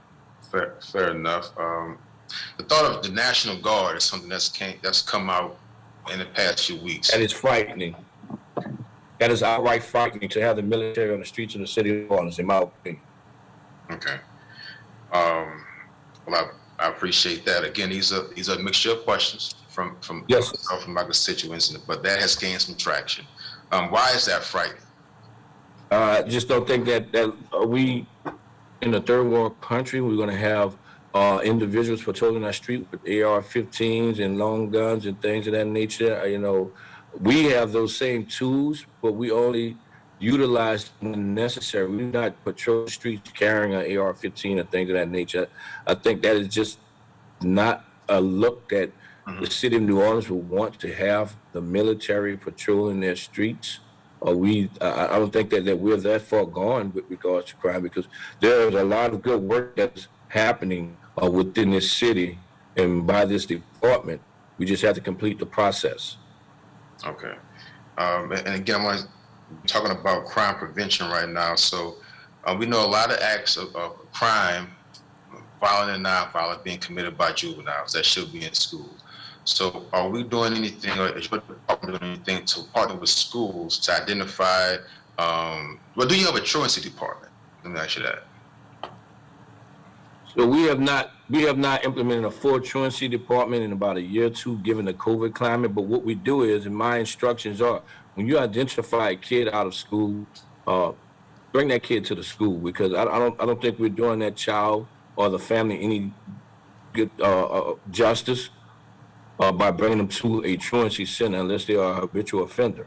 But you do know COVID created those challenges in which we weren't able to necessarily have that contact of close contact with one another, the social distancing aspect. But the other side of that, schools have gone to remote learning or remote schooling. So that places our officers in a difficult position to try to identify and know when when a kid is supposed to be remotely learning, or if they're actually supposed to be physically at school. So my instructions are, when you come into contact with a child during school hours, bring them to the school, so then we can confirm what their status is. And that is how we've been enforcing it. And to answer your questions, yes, we work with UC Collins as well as a couple of other people within the school board when we're talking about addressing the needs of our students in truancy. So I would just like to make a suggestion that we get that truancy department back up, because we definitely see a lot of these crimes are happening, are being committed by children as young as maybe 10 or 11, or up to high schoolers. And just a suggestion, let's say different schools. I don't want to name a school, make it sound like it's a bad school, but maybe get with that, have that district work with those schools and find out what hours. Okay, are you doing virtual this week or this month? If not, then we shouldn't expect to see children walking around at 10 o'clock. But if you are doing virtual, then if we see a child walking around at 10, 11, 12 o'clock in the morning, we know it may not be a truancy issue. They're doing virtual and they may be done. So maybe just more communication with the schools in the different districts would help out with identifying, man, that kid shouldn't be in school right now. Let's go talk to him or her and see, what's going on. Just a suggestion there for me. No, I thank you for that. What I will say though, I think our school resource officers does an excellent job in communicating with the schools. They work with the schools within their districts on a daily basis. Now we do we face some challenges when we have different charters, different rules from different schools, and how they're going to address some of those things. But nevertheless, that has not wavered us or discouraged us from doing our due diligence in addressing those students. So when they do see them, absolutely, they're bringing them in. Gotcha. Recruitment. Now we all know the numbers aren't what they need to be.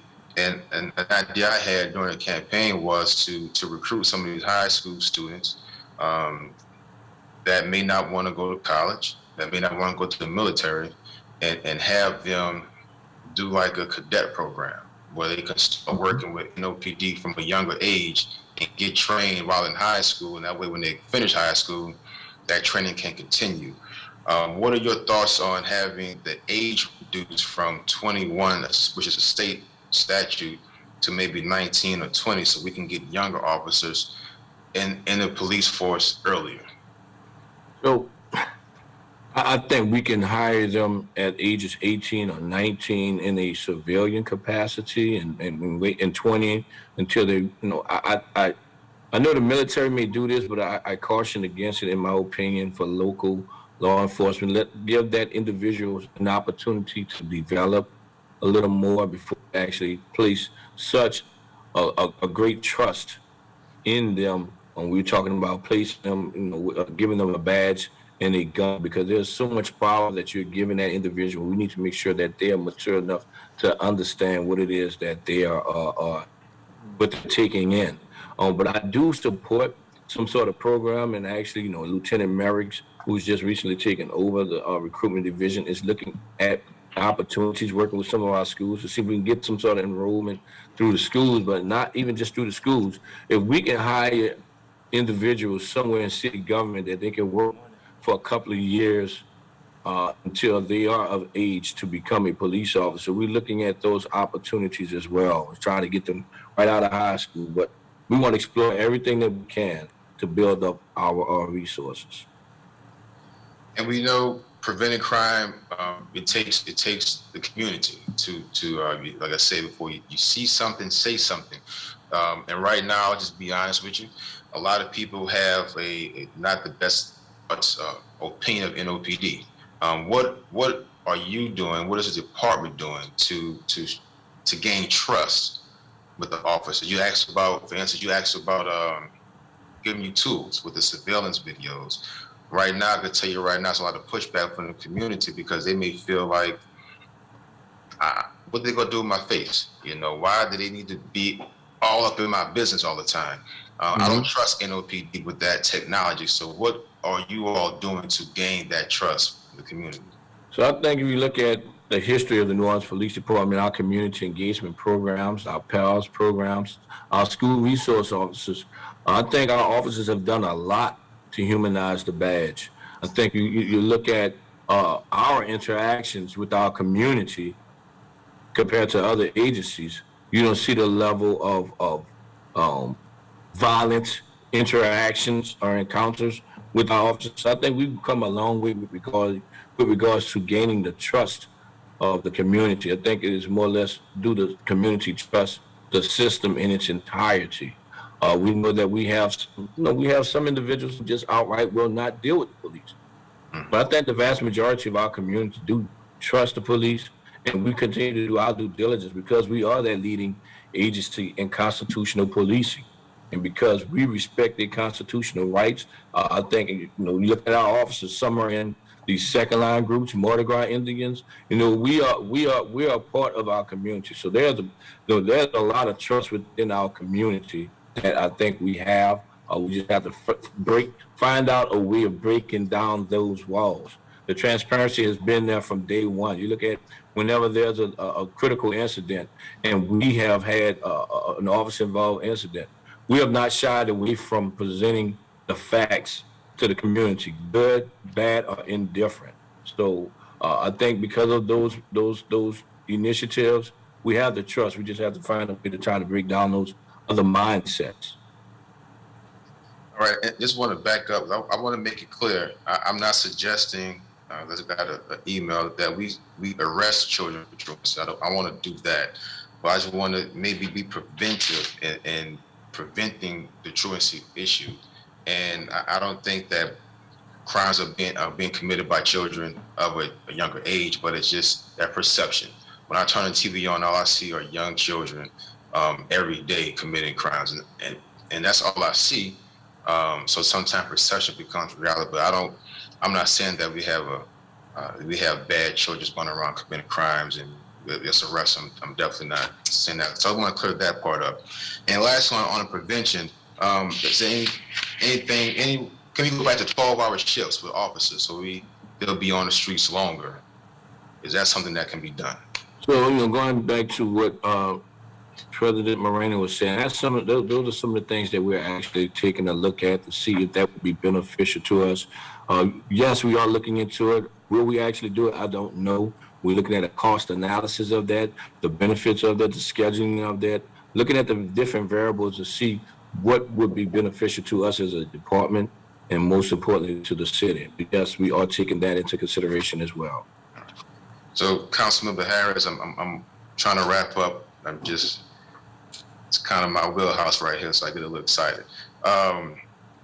About solving crimes, we have, you mentioned, and correct me if I'm wrong, the 38% clearance rate for for carjackings and 62% for homicide, the clearance rates. Yes, sir. What is that compared to the national averages? So it depends on, what you're looking at. And we were just looking at something not long ago. This one platform, Statistica, we're right on point. Even with crime rising, we're right on point.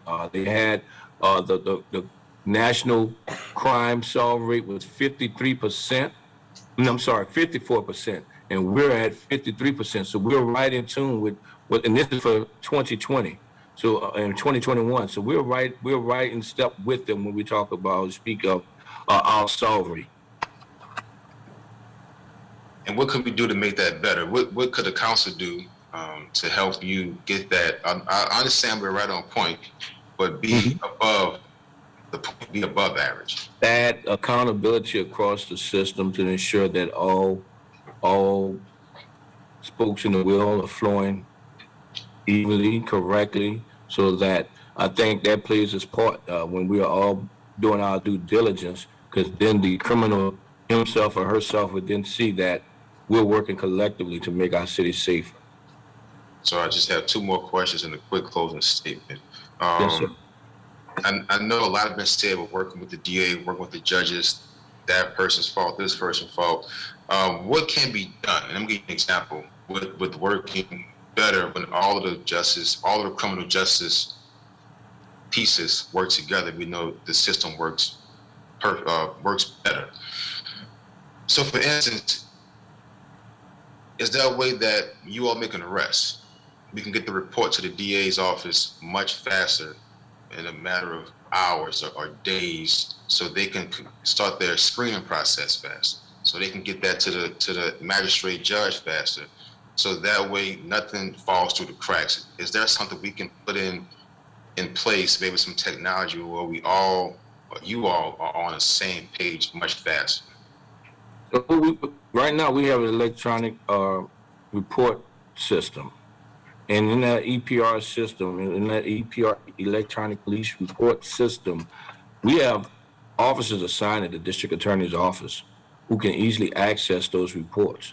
Now, I will say there may be some circumstances in some cases where the cases may be a little longer than others, depending on what it is that they're looking into. You may do an initial report, but then to make the arrest, but then there may be some follow-up to collect further evidence that may take some time to do, downloading information and things of that nature. When that is for adults. For juveniles, there's absolutely no issue. With juveniles, our officers cannot leave the juvenile facility until that report is completed. Because because of that juvenile's rights to go in front of a juvenile detention hearing within the next few hours, we have to complete that report immediately. So, but again, we met with the DA, and I'm willing to work out whatever issues we may have, but we have some things in place already with regards to access to reports faster than normal. The biggest thing right now is trying to get a record management system that we all can work on together. The biggest breakdown, if you want to speak to anything from a council perspective, is the disconnect between all components of the criminal justice system from a technology perspective. Okay. That just does not exist. There's not a connection. There's not one system that we all are on and say we are all connected to. And that's something I think really need to take a look at. All right. And my last question, the district attorney Williams just had an idea or a plan that I looked at, thought was pretty good. The MAG unit, it's multi-agency. I may be saying the gang unit, I believe. Are you willing to work with the district attorney? We hear enough about you all, and I think it's maybe going out of proportion, not wanting to work together. But is this something that you think that you and the district attorney could say, hey, this is a great idea, let's get it done, it's needed right now? I've never shied away from working with anyone, despite whatever personal differences we have. On a professional level, I work with any and everybody. That document which you're speaking of, council member, I signed that as well as the mayor last year. There are other partners that the DA office will have to work on getting them to sign, but I signed that last year. So I don't know what else to say to that, but the fact that we have always been that partner willing to work with any and everyone to make our city safer. Well, I'm glad you said that. I'm sure he's watching, or someone in the office is watching, so we can, we all agree that that's a good step, a good plan, and if you agree to it, the mayor agreed to it, the district attorney agreed to it. Let's talk to the other people who need to agree on it, and let's make that happen. I think that'd be a great project moving forward. And the last thing I want to say is not so much a question, but I just want to give you, let people know that everybody is being affected by this spike in crime. We all feel sometimes, we all feel unsafe. So a couple of days ago, I was headed home, had my wife and my kids in the car, kids were sleeping. And wife said, hey, we got to stop and get some gas. We got to stop and get some groceries. And I was right by a grocery store. And I said, as a father, do I stop at the store with the car running with my wife inside and my kids were asleep about 8 o'clock at night? I said, I can't put them in that position. I can't put them in that predicament with the spike in crime. So I had to go home, get the kids in the bed, and then come back out, about 9 o'clock to get the groceries. And that shouldn't be. I shouldn't have to feel like I can't stop and get gas and let the car run in Rouse's or Walmart or in Dixie for 5 minutes because this crime is out of hand. So I just want to let you know and let the public know that we all have that fear. We all want a safer city. And I know you're a father, you're a grandfather. I don't want to call you old, but you're a grandfather. We all want what's the best for our children, our grandchildren, in our community. So, and I'm not the only person that feel like, man, I can't stop and get gas. I can't go to the store. I can't run in and run out. So whatever can be done to alleviate that fear, I'm all for it. I know every member on this council is all for it. I know every agency and law enforcement is all for it. So again, I want to work together and not apart. So that's all I have, and I'm sorry for taking too much time, but again, this is my passion. So thank you. Thank you. Thank you, Councilmember. Councilmember Harris.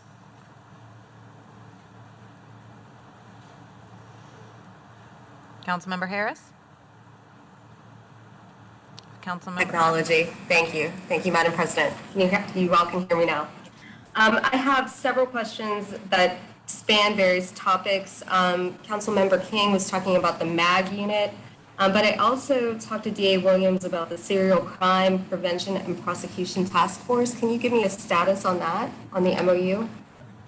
So let me speak to this. There are two different ones. So the one that I signed, the MAG one, the serial crime one, the serial crime one that I signed, that did not come with an expense. The second one is coming with an expense where the DA is asking me to pay for attorneys to be a part of a partnership. And I think we have to really do some, have a conversation about that. And to the fairness of that. And especially when I have officers assigned as investigators at his office, why should I have to pay for attorneys to be a part of a further partnership? Just let me clarify, the money that you receive and the money that the DA receives is city pooled money, correct? Yes, it is. So it would benefit the city if y'all could agree on that partnership. Wherever the money comes from. I believe that New Orleans Police Department money should be spent on New Orleans Police Department.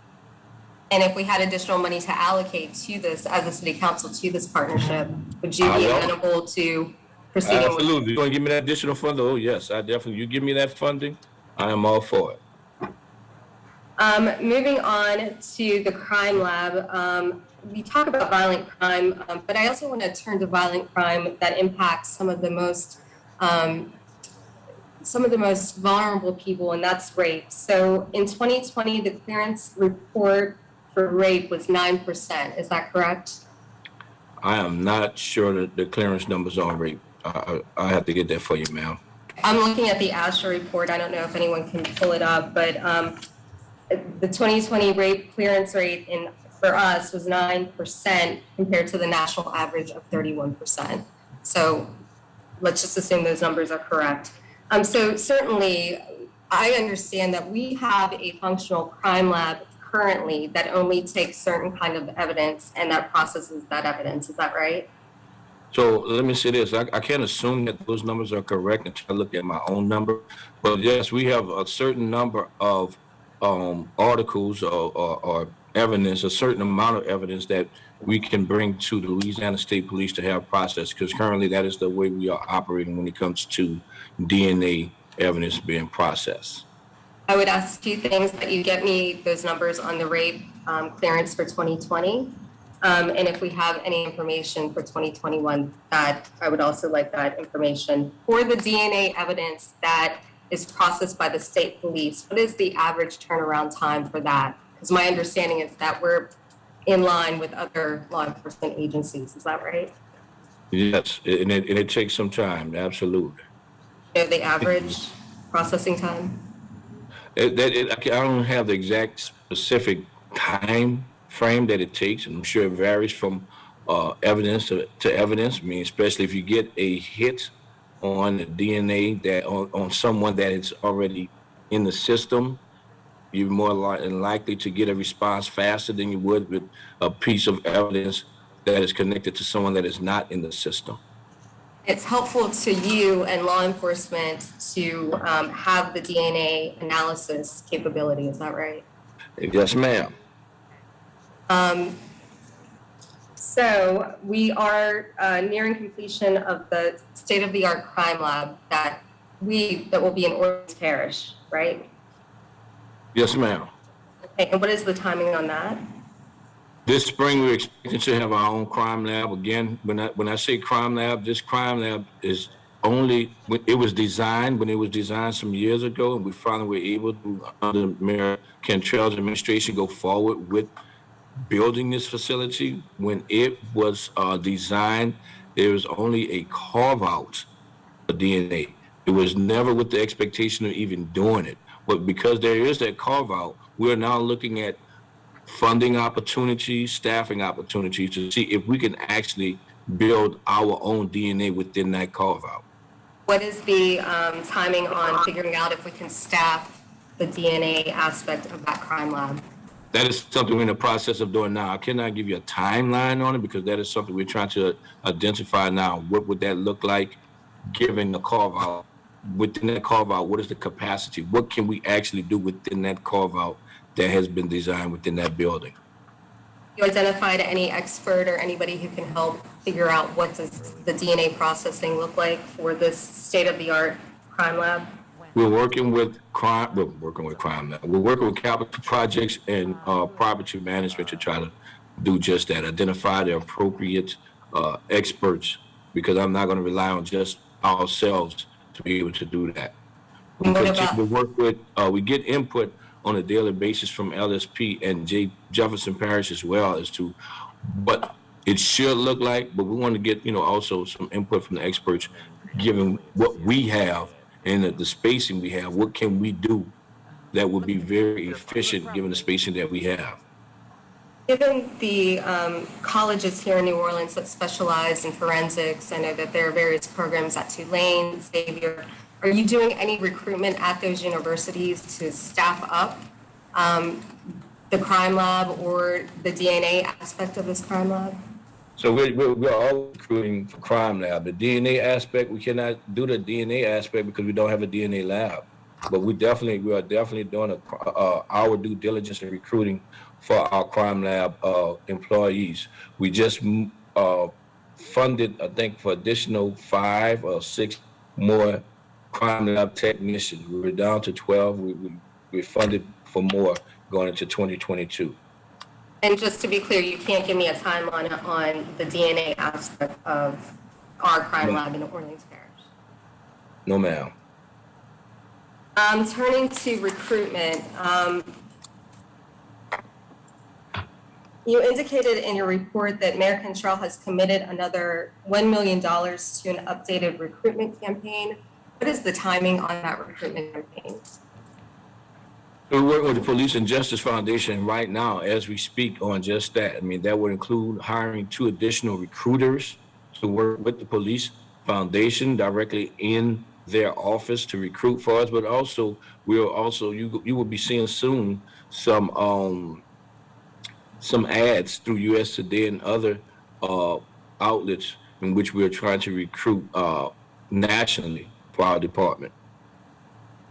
And you said in your report that you launched True Recruit classes during 2021. What are the plans for the number of recruitment classes for 2022? We have 3 planned for for this year. One hopefully to begin by the end of this month. And do you know how many recruits are in a class? Our goal is to have 30 in each class, to have an effective officer or instructor recruit ratio. We would like to have 30. So that is our goal in every class. I'm asking a question that I think I know the answer to, but I would like the public to also know this. When an NOPD officer is recruited or joins the force, do they sign a contract that has a term?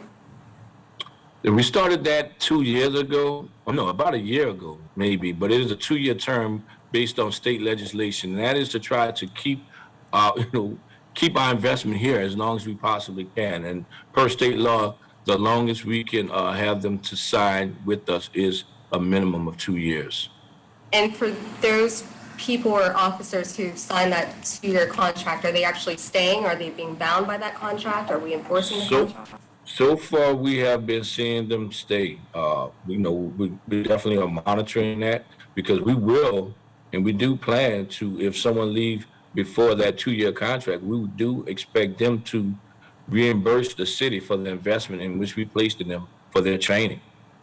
For those who have broken the contract, to your knowledge, have we gone after them to recoup our money? We haven't identified any as of yet, ma'am. Okay, so in the past 1 year, we've instituted the contract, and those people who've been recruited for that year who are under that contract have not broken it? No, ma'am, they have not. Well, it sounds like the contract is a good thing. On exit interviews, why are our law enforcement officers leaving? Yes, ma'am. I read, believe it or not, I read each and every exit interview for those who are willing to participate in it. Some of them have been, again, for retirement and personal decisions for their family. Some have said that dissatisfied with workplace environment. And when you start to read into it, it comes with some of the things that we're used to. Here is the reality of us as a city. We are a city that's built on tourism. So with that being said, we have a litany of special events. And in having these special events, that would require security staffing by our officers in the downtown areas. Some of our officers are not necessarily, or former officers, are not necessarily happy with that, having to go downtown periodically to secure our city, not realizing the bigger picture of what that means to our city and what that means to them as a department. I've also read some who have made the decision to choose another career. Just recently, a couple of our officers left to say they're going to become nurses or go into the medical field, as well as we've had some to go to other jurisdictions, such as our neighboring jurisdictions as well. So there are a lot. Then you have those say that they're going home for home obligations as well. Those that have been recruited from out of town. So nothing against any of our officers. We have a lot of great officers that have done and who have been here for years and have been very, very great citizens and stewards of our city. But we have tried to now be more intentional in recruiting locally so that we would have that vested interest from that employee into this department, and knowing that they're more than likely to stay longer than those that we have recruited from out of state. Is there any single source of retention data that shows the reasons that the officers leave? Well, we're working on putting that together now, looking at these exit interviews and things of that nature. We can get that to you as soon as we complete that. We're doing surveys to talk to our officers to get an understanding from them We're in the middle of doing that act. I think that is due tomorrow. I think the last day is tomorrow. I remember correctly for our surveys. But I'd like to see that. And And we've just, also had focus groups at every rank. You know, we did like years of service. I'm sorry I cut you off, but years of service focus groups. You know, from 0 to 5 years or 5 to 10. But also we've done it by rank, from a patrolman to a sergeant to a lieutenant as well. Just and captains, just to get some clarity and hopefully drill down on what are the challenges or what are the issues or what are the concerns from our officers that are boots on the ground with us. thank you. I look forward to getting that data. You and I have spoken before about incentives. I've talked to the captains who are in District B about incentives.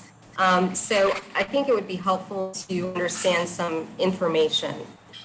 So, for instance, if we talked about forgiving student loans, do we know the percentage of officers who might have outstanding student loans who might benefit for some forgiveness, some amount of forgiveness? I do not have that data. I mean, we could try to collect that data, but that's not anything that they would just report to us on. But we can make an attempt to try to collect that data.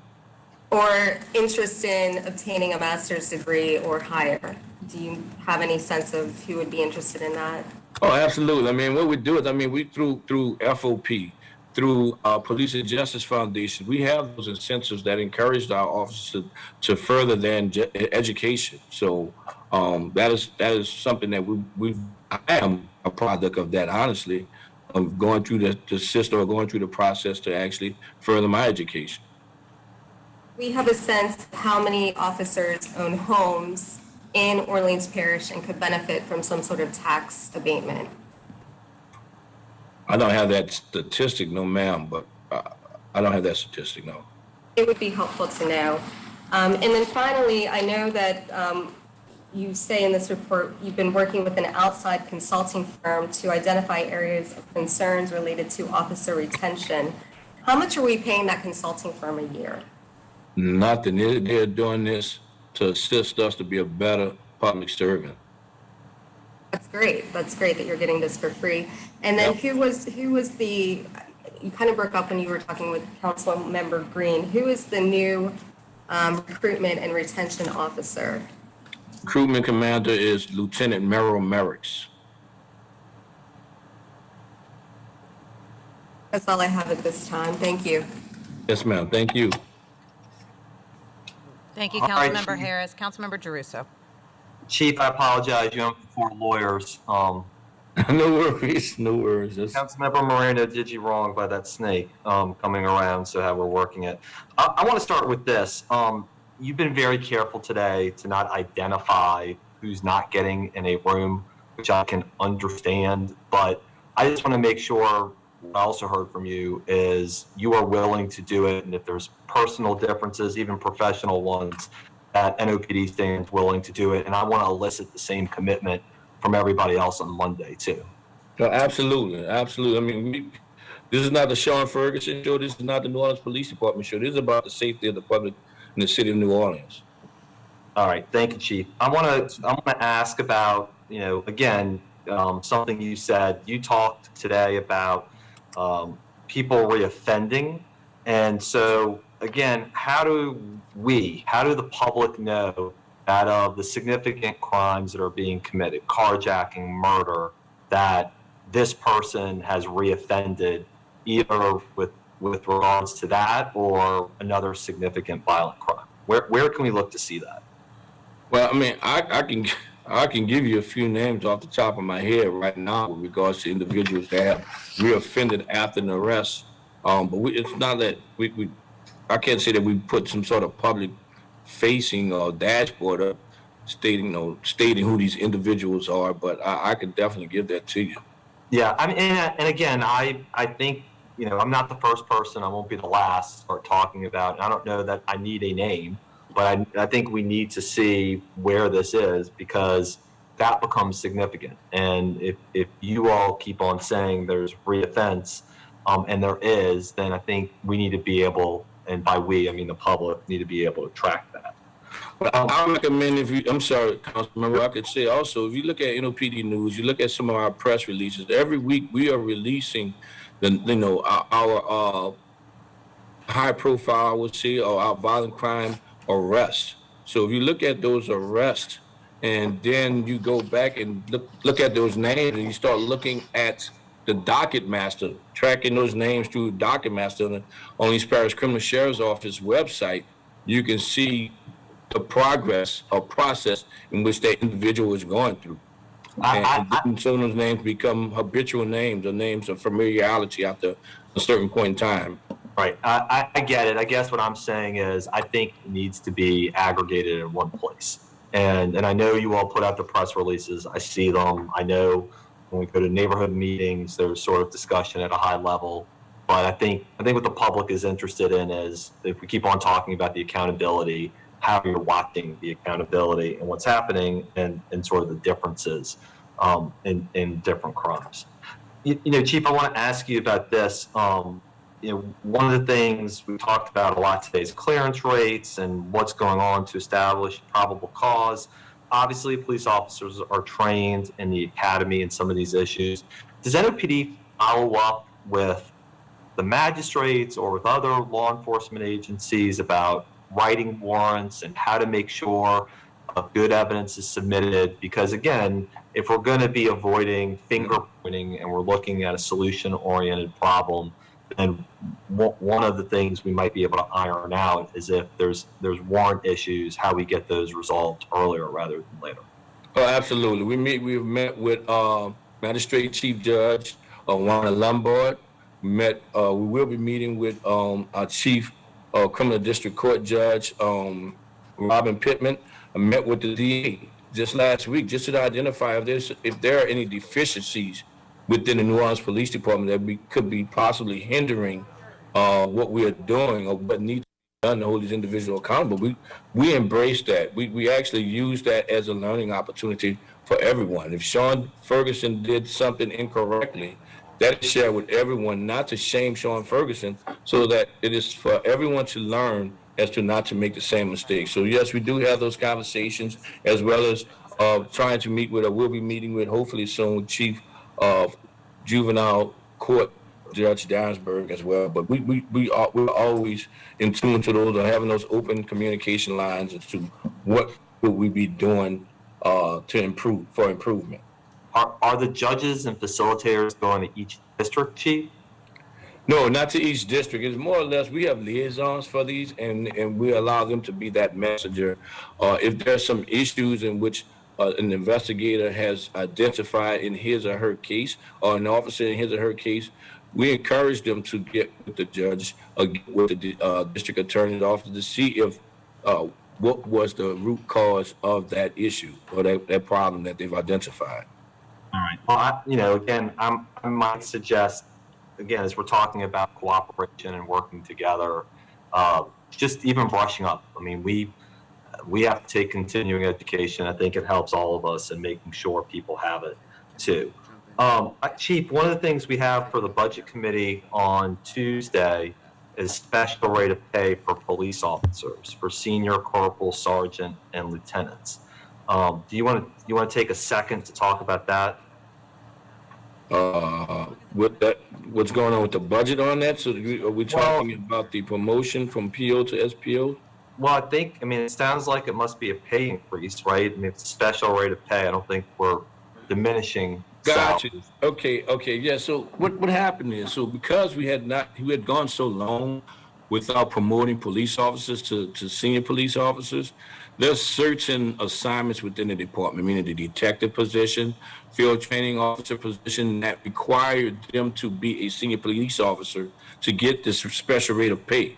So what I've asked is that even as a police officer, as long as he or she meets the minimum qualifications, meaning years of service, experience to fill those positions, that they also receive that special rate of pay, although they are not senior police officers, they are just police officers. All right, and after, if assuming the council votes on it, approves it, and then the full council approves it at the next meeting, then that implementation will go into place.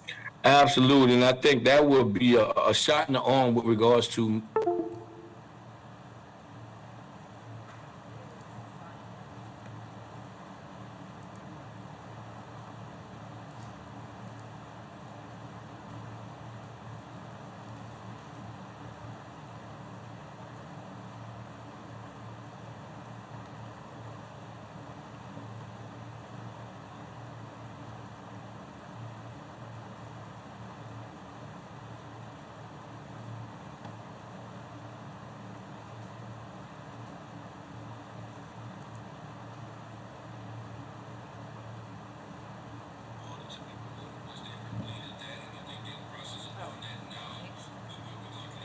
So since I moved it to this, it's working fine. It's the city internet.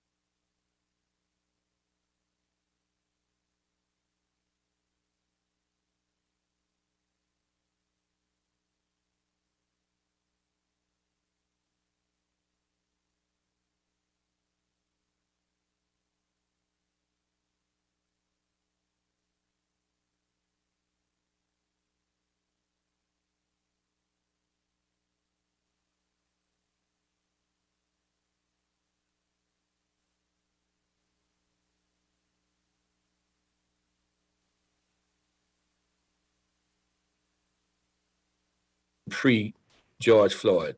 Since then, we're averaging about 250 per month.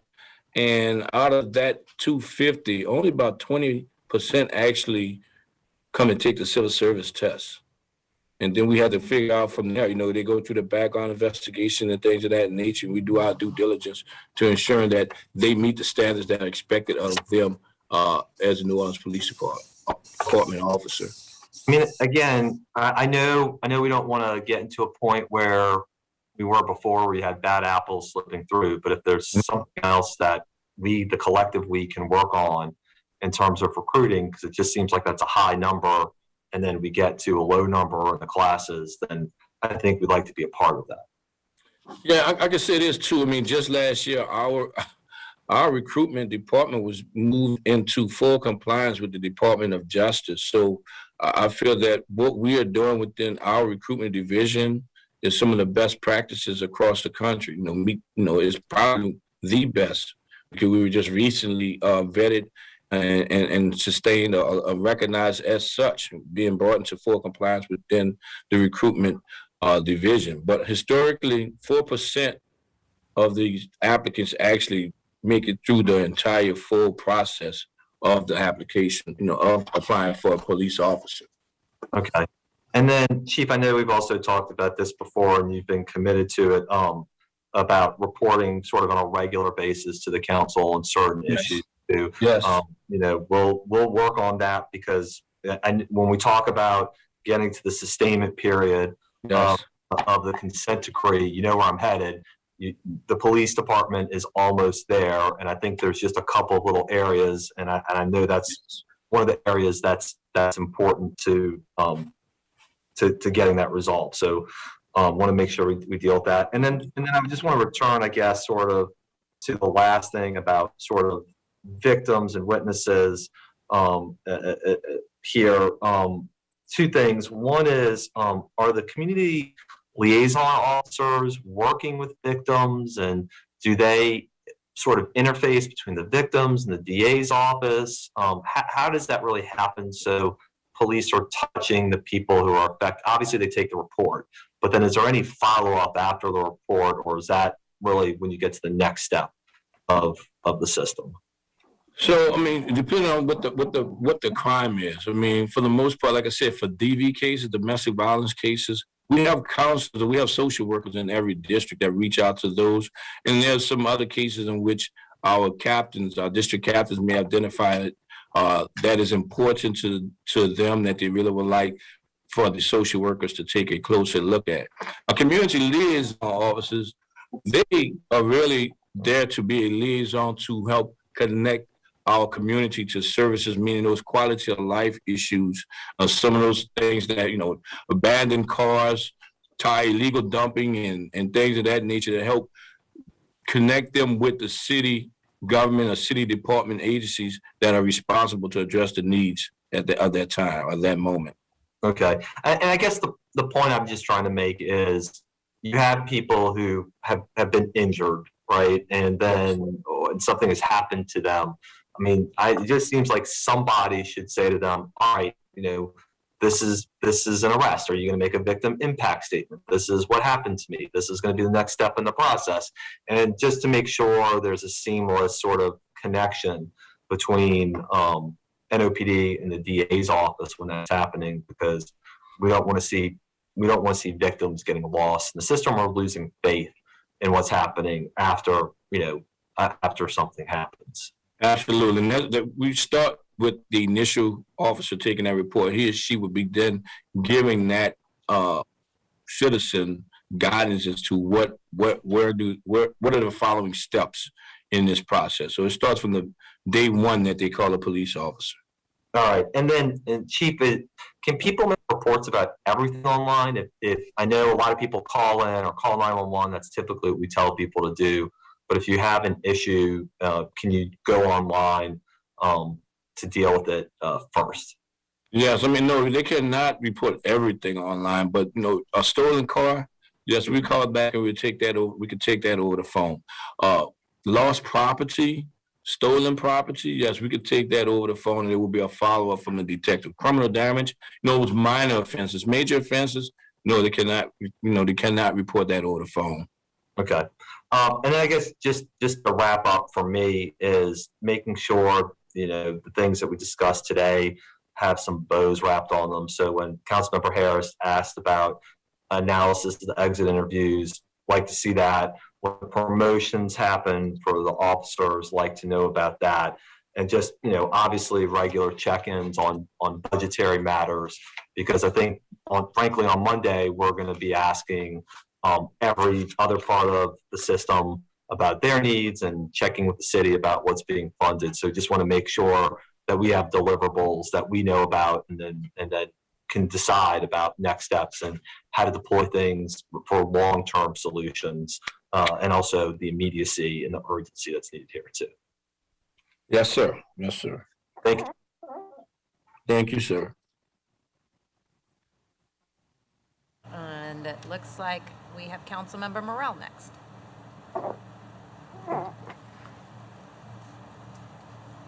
Thank you, Madam President. I appreciate that. Good afternoon, Chief. Good afternoon, Council. I want to begin by thanking you for being here because obviously being present shows a expressed willingness to be part of finding solutions to these problems.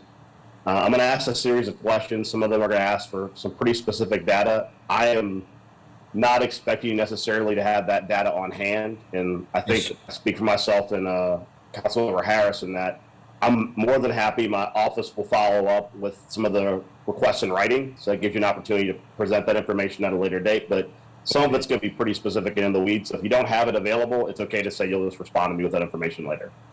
Thank you. The first question I have is how many post-certified, and to be clear, unlike a lot of my colleagues, I'm not going to really have a narrative that I'm asking questions through. This is really data that I'm looking for. So the first is, how many post-certified officers do you have currently in administrative positions that could be filled by civilians?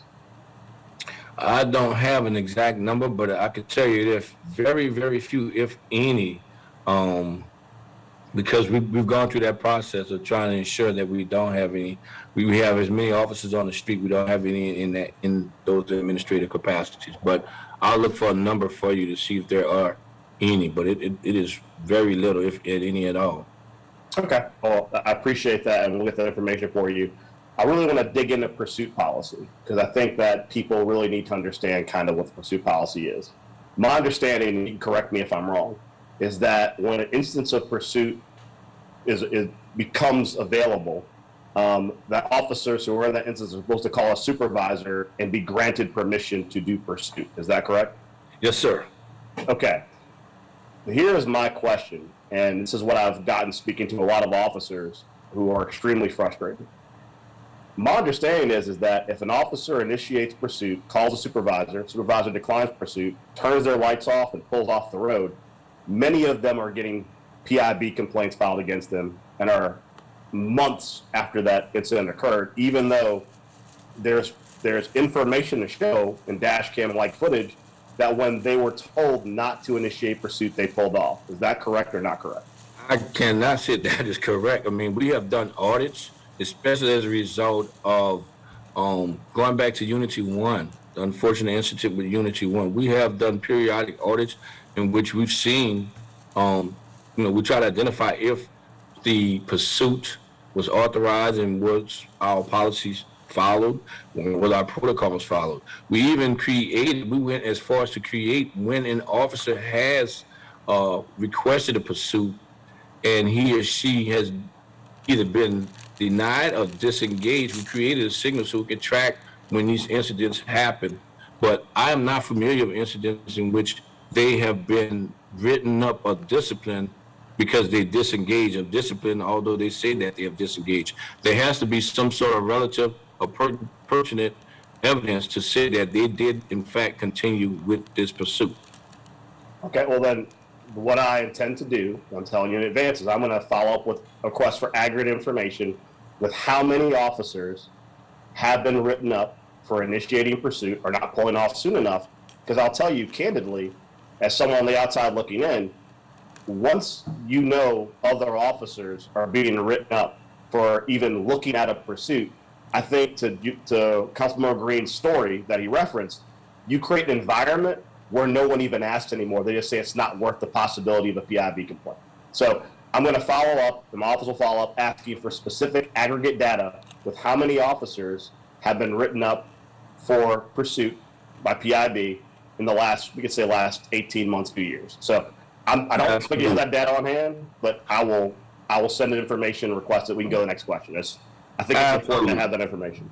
Yeah, we welcome that. And I don't know, it's unfortunate that you're being told this information because I can think of several pursuits we've had over the last couple of weeks, authorized pursuits that resulted in arrest, as well as pursuits that were even an officer, he himself said, this individual is very reckless and very irresponsible. He told his supervisor he was disengaging himself. So I think that, the energy, I think the willingness to participate or engage in a pursuit is there. I think you may be misinformed, but we definitely will get you the information requested. We can agree to disagree. We'll have Yes, the sir. information, tell that story. Yep. Let's talk about solve rate. My understanding in looking at the data, and Jeff Asher does a tremendous job with it, is that the rate that gets reported to the FBI, the rate everyone uses, is actually called a clearance rate, correct? Not a solve rate. Yes. Okay, and I guess the question, I think Councilman Moreno kind of touched on it, but I'll be more specific.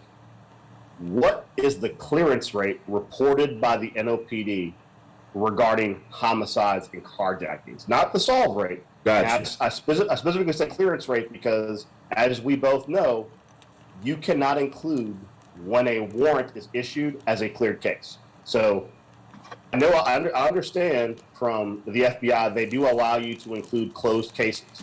And I think sometimes I don't appreciate the FBI doing that either, because when you talk about closure rates and you're trying to explain to the public kind of where you are on closing cases, and they're looking at, let's say right now we've got a spate of crime happening in the city where you guys are trying to solve those cases. Well, if part of the closure clearance rate is actually solving crimes that are from 3 years ago, or 4 years ago, or 5 years ago, then I think even that closure rate could be misleading. But I really want to get to the number once you subtract warrants, because a warrant is not recognized by the FBI as a cleared case. Gotcha. Yeah, let me get that Yes, sir. information to you. Yeah, I'll get that. Okay. I want to talk about Tiger Unit. Mm-hmm. I think that the graph that Councilmember Moreno gave was kind of misleading in that it didn't really show the tail of the tape.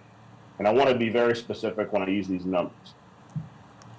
90 days before Tiger was disbanded, there were 49 carjacking incidents and 76 robberies prior to Tiger being disbanded.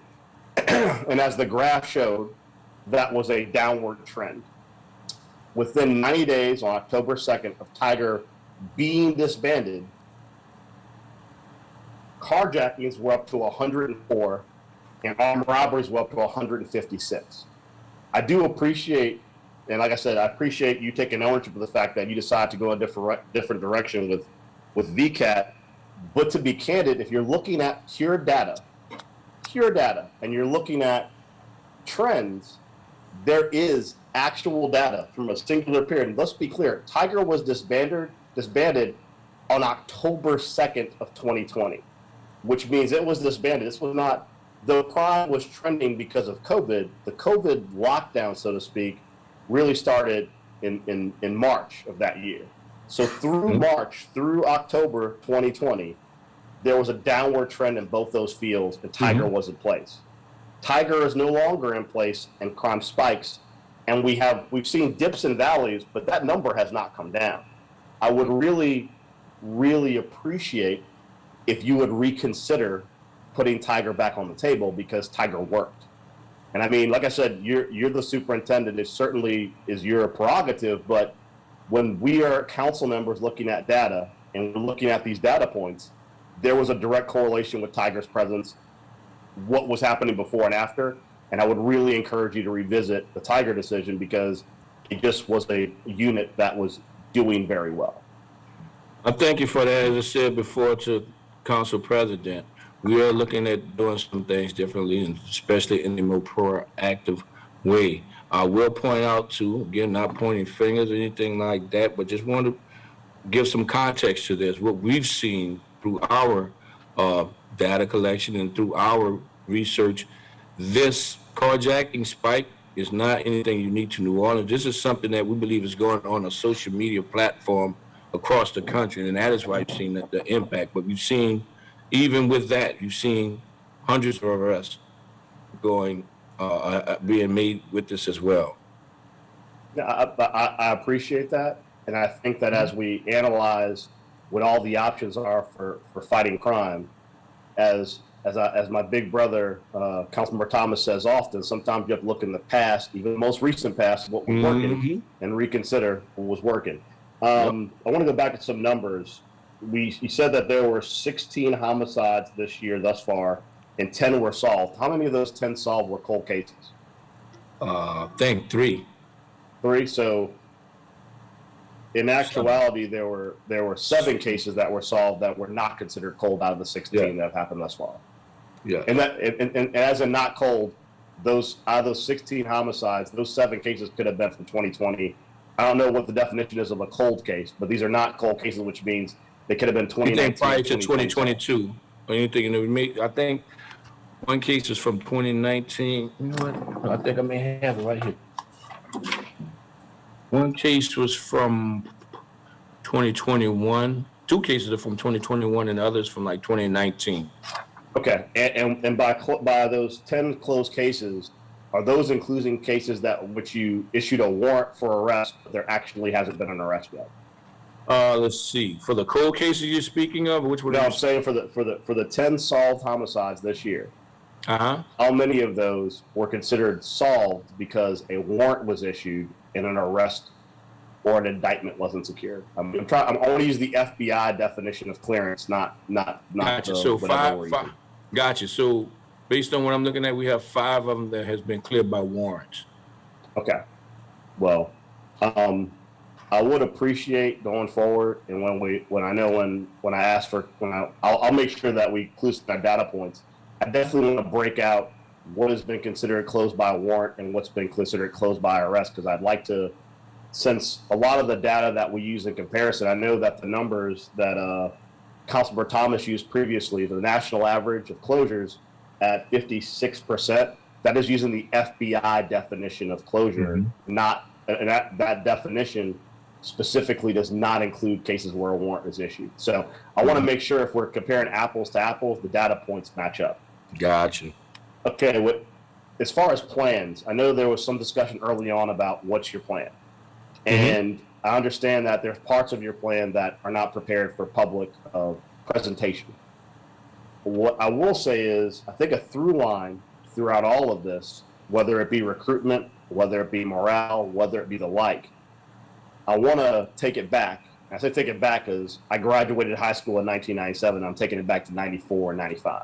So this is really OT time, not JP time. So just to be clear, but part of what created public morale, public support, was the presentation of the Pennington Plan. Then Police Chief Richard Pennington, who came in 1995 and pledged when he was hired, he will reduce murder rates by half within 5 years or resign. He had a very in-depth public plan that, despite firing 300 officers due to malfeasance or the like, he was able to grow the department to 1,600 officers. Now, to be clear, I'll be public with this, and I've said it in private. I think the idea of 1,600 officers, people are really not understanding how data transmits to current times. When then Chief Pennington decided to push for 1,600 officers, we were a much larger city. And if you use his metric of how you break down officers by population, really using the Pennington Plan for numbers, 1,250 officers would be the equivalent of 1,600 officers based on our current population. But I do think that when you look at the dovetail off, the drop off of recruitment, I think that having a public facing plan that people could wrap their heads around would not just build community support for people to support the police department, which I don't know many people who don't support our police officers. I think that there are some policy issues they disagree with, but they don't, as you say, our officers largely come from our community. Everyone has grown up with these officers. They support their officers. In a lot of ways, it's sort of how like everybody loves their member of Congress but hates Congress. It's kind of how the police department is at this point. But I think anything you can do to have a more public-facing plan would perhaps address both public confidence and morale. And to that point, one thing that's lacking right now is there are certain parts of that plan, which I really want to work with you to put together, which require a tremendous amount of investment. I know that at the time, the business community of the city of New Orleans funneled a tremendous amount of money into the Police and Justice Foundation to help make the Pennington Plan. And I think that if we were able to identify what areas that you need help, that same business community is more than willing right now to pump as much money and outside resources as well as nonprofit organizations nationally to help address it. But in order for us to do that, we have to have a plan they can wrap their heads around. And one opportunity that Councilmember Harris touched on is it's recruitment and retention. I'm really concerned with how we do exit interviews and surveys. Let me be a little more specific. I know right now y'all are going to a survey system. I know historically there's been exit actual interviews where they actually interviewed people when they were leaving. And it's kind of going back and forth with surveys and interviews. I will tell you, for someone who's run a small business, who's been on boards of larger companies, as far as what you're facing in recruitment and retention, surveys are useless.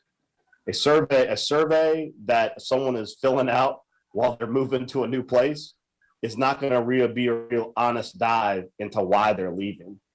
And I think that any help you can do in working with the Police and Justice Foundation, or this council will be happy to set up even another organization if necessary to help you get outside funds, to maybe get a human resource management company to come in and look over the aggregate data of exit interviews and come up with a plan for retention. Because I appreciate you're doing focus groups and the like, but to be candid, every business in the United States, law enforcement or not, is having hiring issues. Everybody is. I mean, whether you're a law enforcement officer or you're UPS or the Postal Service or a bagger at Rouse's. And all of them have realized that when you have discontent with employees, it takes more than simply having people who are in management interact with them and say, what's the solution to that problem? You have to dig deeper. And I think that there's a willingness with many people in the city to provide tremendous sums of resources and sweat equity to help you tackle this issue head on. Because I can tell you, and we both know this, the attrition rate, including obviously that ill-fated legislation the legislature passed that accelerated retirement, but the attrition rate continues to outpace recruitment. And I know the challenges you face with the consent decree as far as recruitment, because you're right. The officers that apply to our police department, they go through the ringer as far as being qualified to come to the department. And it really lowers their officers who can get hired in Jefferson and St. Bernard, Plaquemine, St. John, that you can't hire because they can't get past the consent manager's requirements. But if we could create an environment where there is actually a plan that we can all wrap our heads around, where we can resource that plan. Resourcing it, like you said, we all know the city has challenges. You have challenges. Part of what made the Pennington plan successful is that the business community stepped up and funded it. We're at that point right now where I think that if we could get a plan together, and I'm more than willing to work with you on it. I know Councilman Thomas has more than enough institutional knowledge on how that came about. I know that there are people on this council that are all willing to step up. We're more than happy to help you put together that plan and socialize that plan to get that investment. But we need your help to do that. So no, thank you for that. But everything that you said with regards to recruitment and retention and the strategies that you just described, that is exactly what we're doing in partnership with the Police and Justice Foundation, as well as those business community partners and leaders. They're embedded in this process every step of the way. So it is a work in progress, but we're in the middle of doing that now. Strategic plan. I did one a few years ago. We're in the process of updating that now. But again, everything that you're saying, we're in the middle of doing. I definitely appreciate your input on that. Well, and I think part of that, making that successful, and I appreciate the Justice Foundation's involved in now, but from everything that I've seen interacting with everybody else in this process, the plan right now is not in a place as far as recruitment and retention where it's coherent enough that everyone can wrap their hands around it. I appreciate you get to a point where when we have the amount of officers we do, and I'm going to later send a request to kind of break down where our officers are, because we here, as you know, we received an email letter from PANO, the Police Association of New Orleans, where they challenge your number as far as how many officers are actively out there on the street by a pretty substantial margin, by almost 140 officer difference.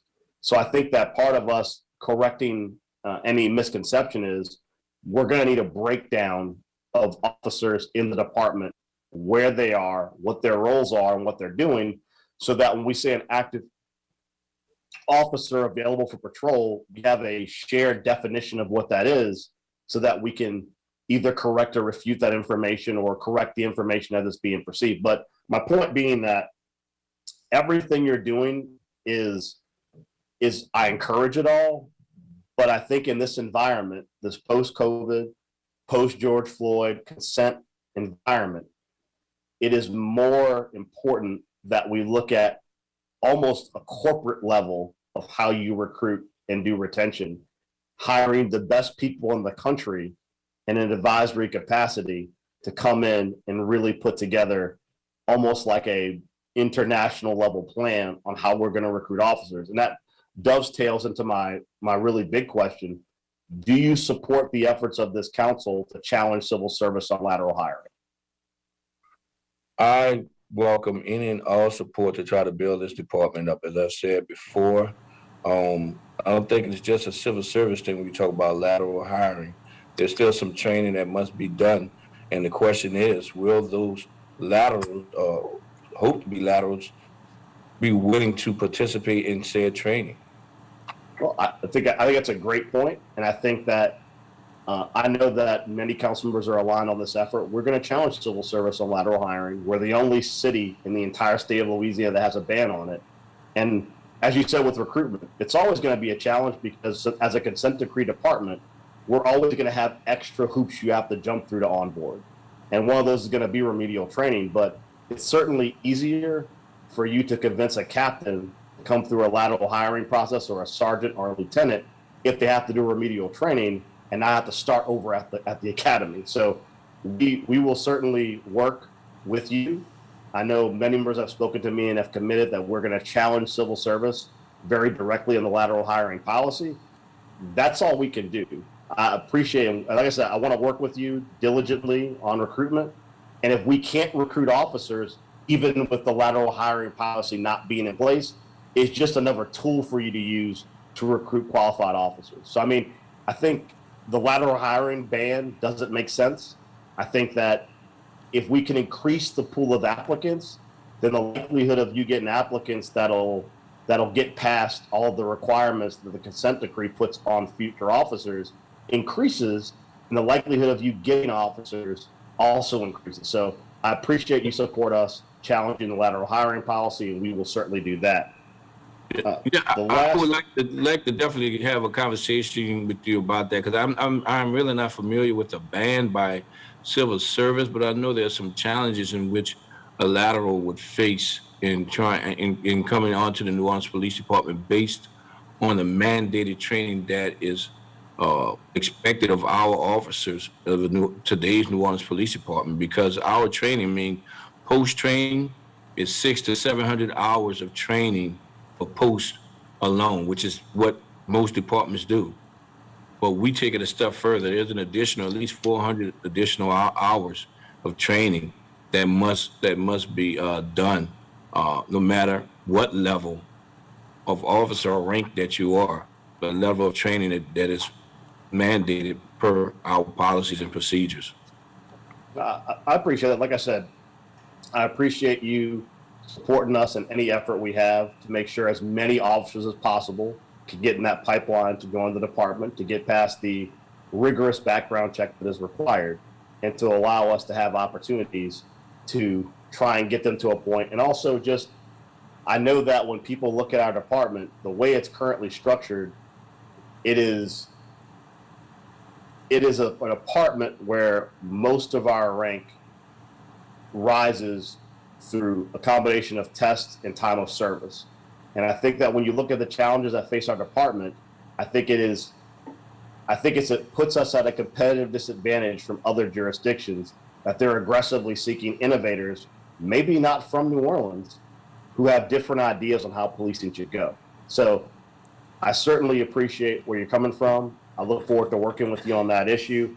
I do think that it's very important for us, just to reiterate something I previously said, we need to really have a definition of what clearance is versus solve, because if we're going to continue to compare our rates to the national average is based upon the FBI definition of a clearance.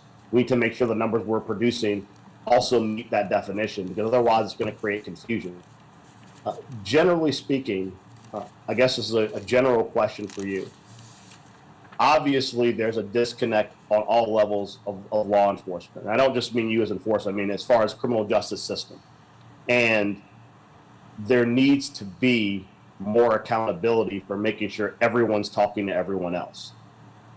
I want to ask your opinion. This is just purely an opinion piece.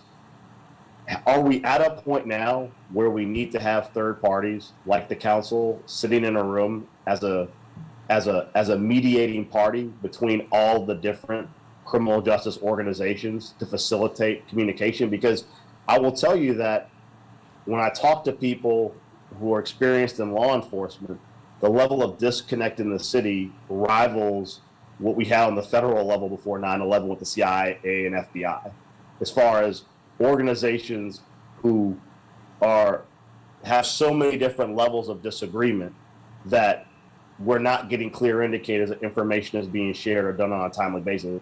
This is not directed at you. I want to be clear. It's kind of directed at everybody, because as you see in the last 3 days, everybody's pointing fingers at each other. And I don't just mean you and the DA. I mean the judges are pointing fingers. The Juvenile Justice Center, where kids are walking out, are pointing fingers. Everybody's got a finger pointed in a different direction. It's like a circular firing squad of fingers being pointed. And I want to remind everyone, this is just for the public, not for you, Chief, that at the end of the day, the council bears the responsibility of making sure all of you are appropriately funded and you have the resources that you need based on our budget constraints. And we're reaching a point where if we can't find a solution for miscommunication and disagreement, that we might find ourselves in a position where Councilmember Thomas has to sit in a room with everybody and make sure everybody's talking on a weekly basis so that we can resolve this. I honestly don't know how to really respond, besides the fact that I think City Council has 2 seats on the Criminal Justice Commission in which we all are supposed to be communicating on. But from a police department perspective, we have never had an issue with communication. We've been doing our due diligence trying to communicate, and I think it takes more than one party to have a communication line. And we've been open from day one to communicate with whomever.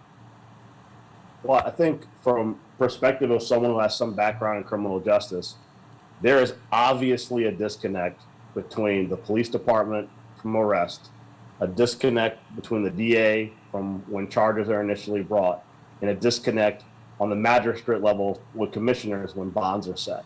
There is a fundamental disconnect when we see the tremendous amount of people that come through the system who are overcharged, undercharged, over bond, not bonded. There is a lack of communication. And if that existing committee is not identifying and resolving that, then that commission itself is not successful. So I know that there's kind of a new sheriff in town with Councilmember Thomas, and I know that he, like me, is abrasively plain spoken to the point of hurting feelings. And that's certainly not our intent. I mean, as one of my friends says frequently, accountability is not an attack. I'm certainly not here to attack anyone, but as a council member, as someone who represents the entire city of New Orleans, as someone who has connections in law enforcement, has connections on the defense and prosecution side of the criminal justice system, as an attorney who knows objectively how it's supposed to work, the level of dysfunction in the city when it comes to criminal justice, even before this New Year's kind of spate, it's breathtaking. So I want to be part of the solution. I have every bit of faith and confidence that Councilmember Thomas is going to be a very active participant in trying to get to the bottom of where this miscommunication has taken place. Mm-hmm. But all the public cares about is the problem being resolved. And I think from our perspective, that's where we lie as well. So I appreciate your candor. Like I said, I think I've got other questions I'm still processing, but we'll do those in writing so that there's an opportunity to get actual data. I know that our data analyst, Jeff Asher, and his company are going to reach out to you for additional data. Any data you can share with them to make sure our dashboard is correct and current, we appreciate, because that is how we do our decision making. So with that, Council President Helena, I am done with my line. Thank you.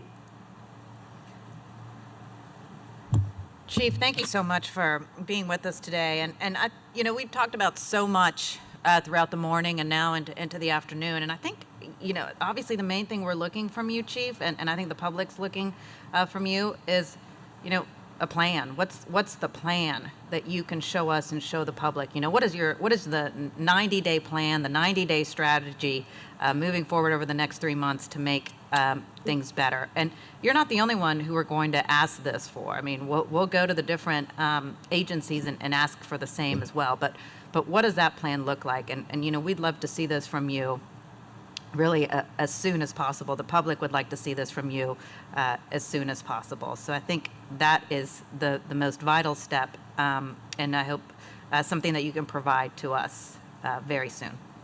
As soon as I submit it to my mayor, our mayor, I would be getting it to you. But we are already in the process of updating our plan from what we did a few years ago. So there is a plan, and I think the plan we put into place before was very successful outside of the fact of these unexpected global pandemics and other things that we faced across our city as well as our country. But I look forward to working with each and every one of you. I think that we as a department, out of all components of the criminal justice system, has been the most transparent department.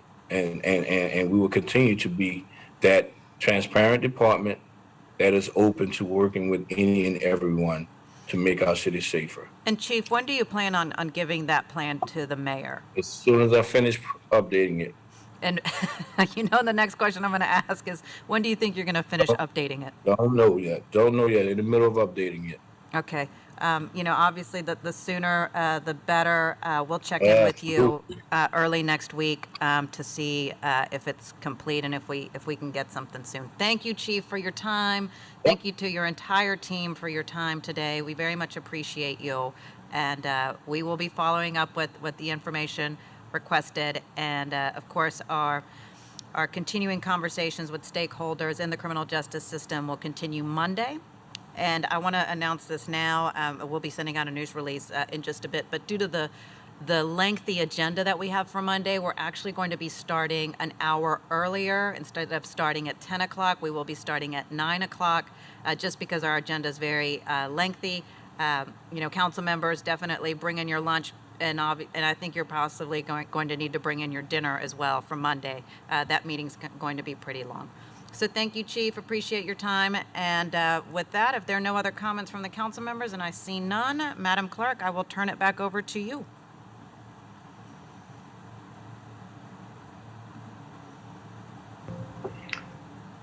Council members, I guess we could go ahead and allow Anita to read the agenda. That would have been the next. Let's start the regular part of agenda by reading the agenda, and as I'll just remind the public that the way that this goes in the virtual meetings is we will read the full agenda for today's council meeting, and these are the agenda items that'll be in the communications and obviously the voting items. So she'll read all of those, then we'll pause for a recess to allow for additional public comment on the agenda items. And then we will come back from recess and begin going through the agenda. So Anita, with that, you can begin going through the agenda.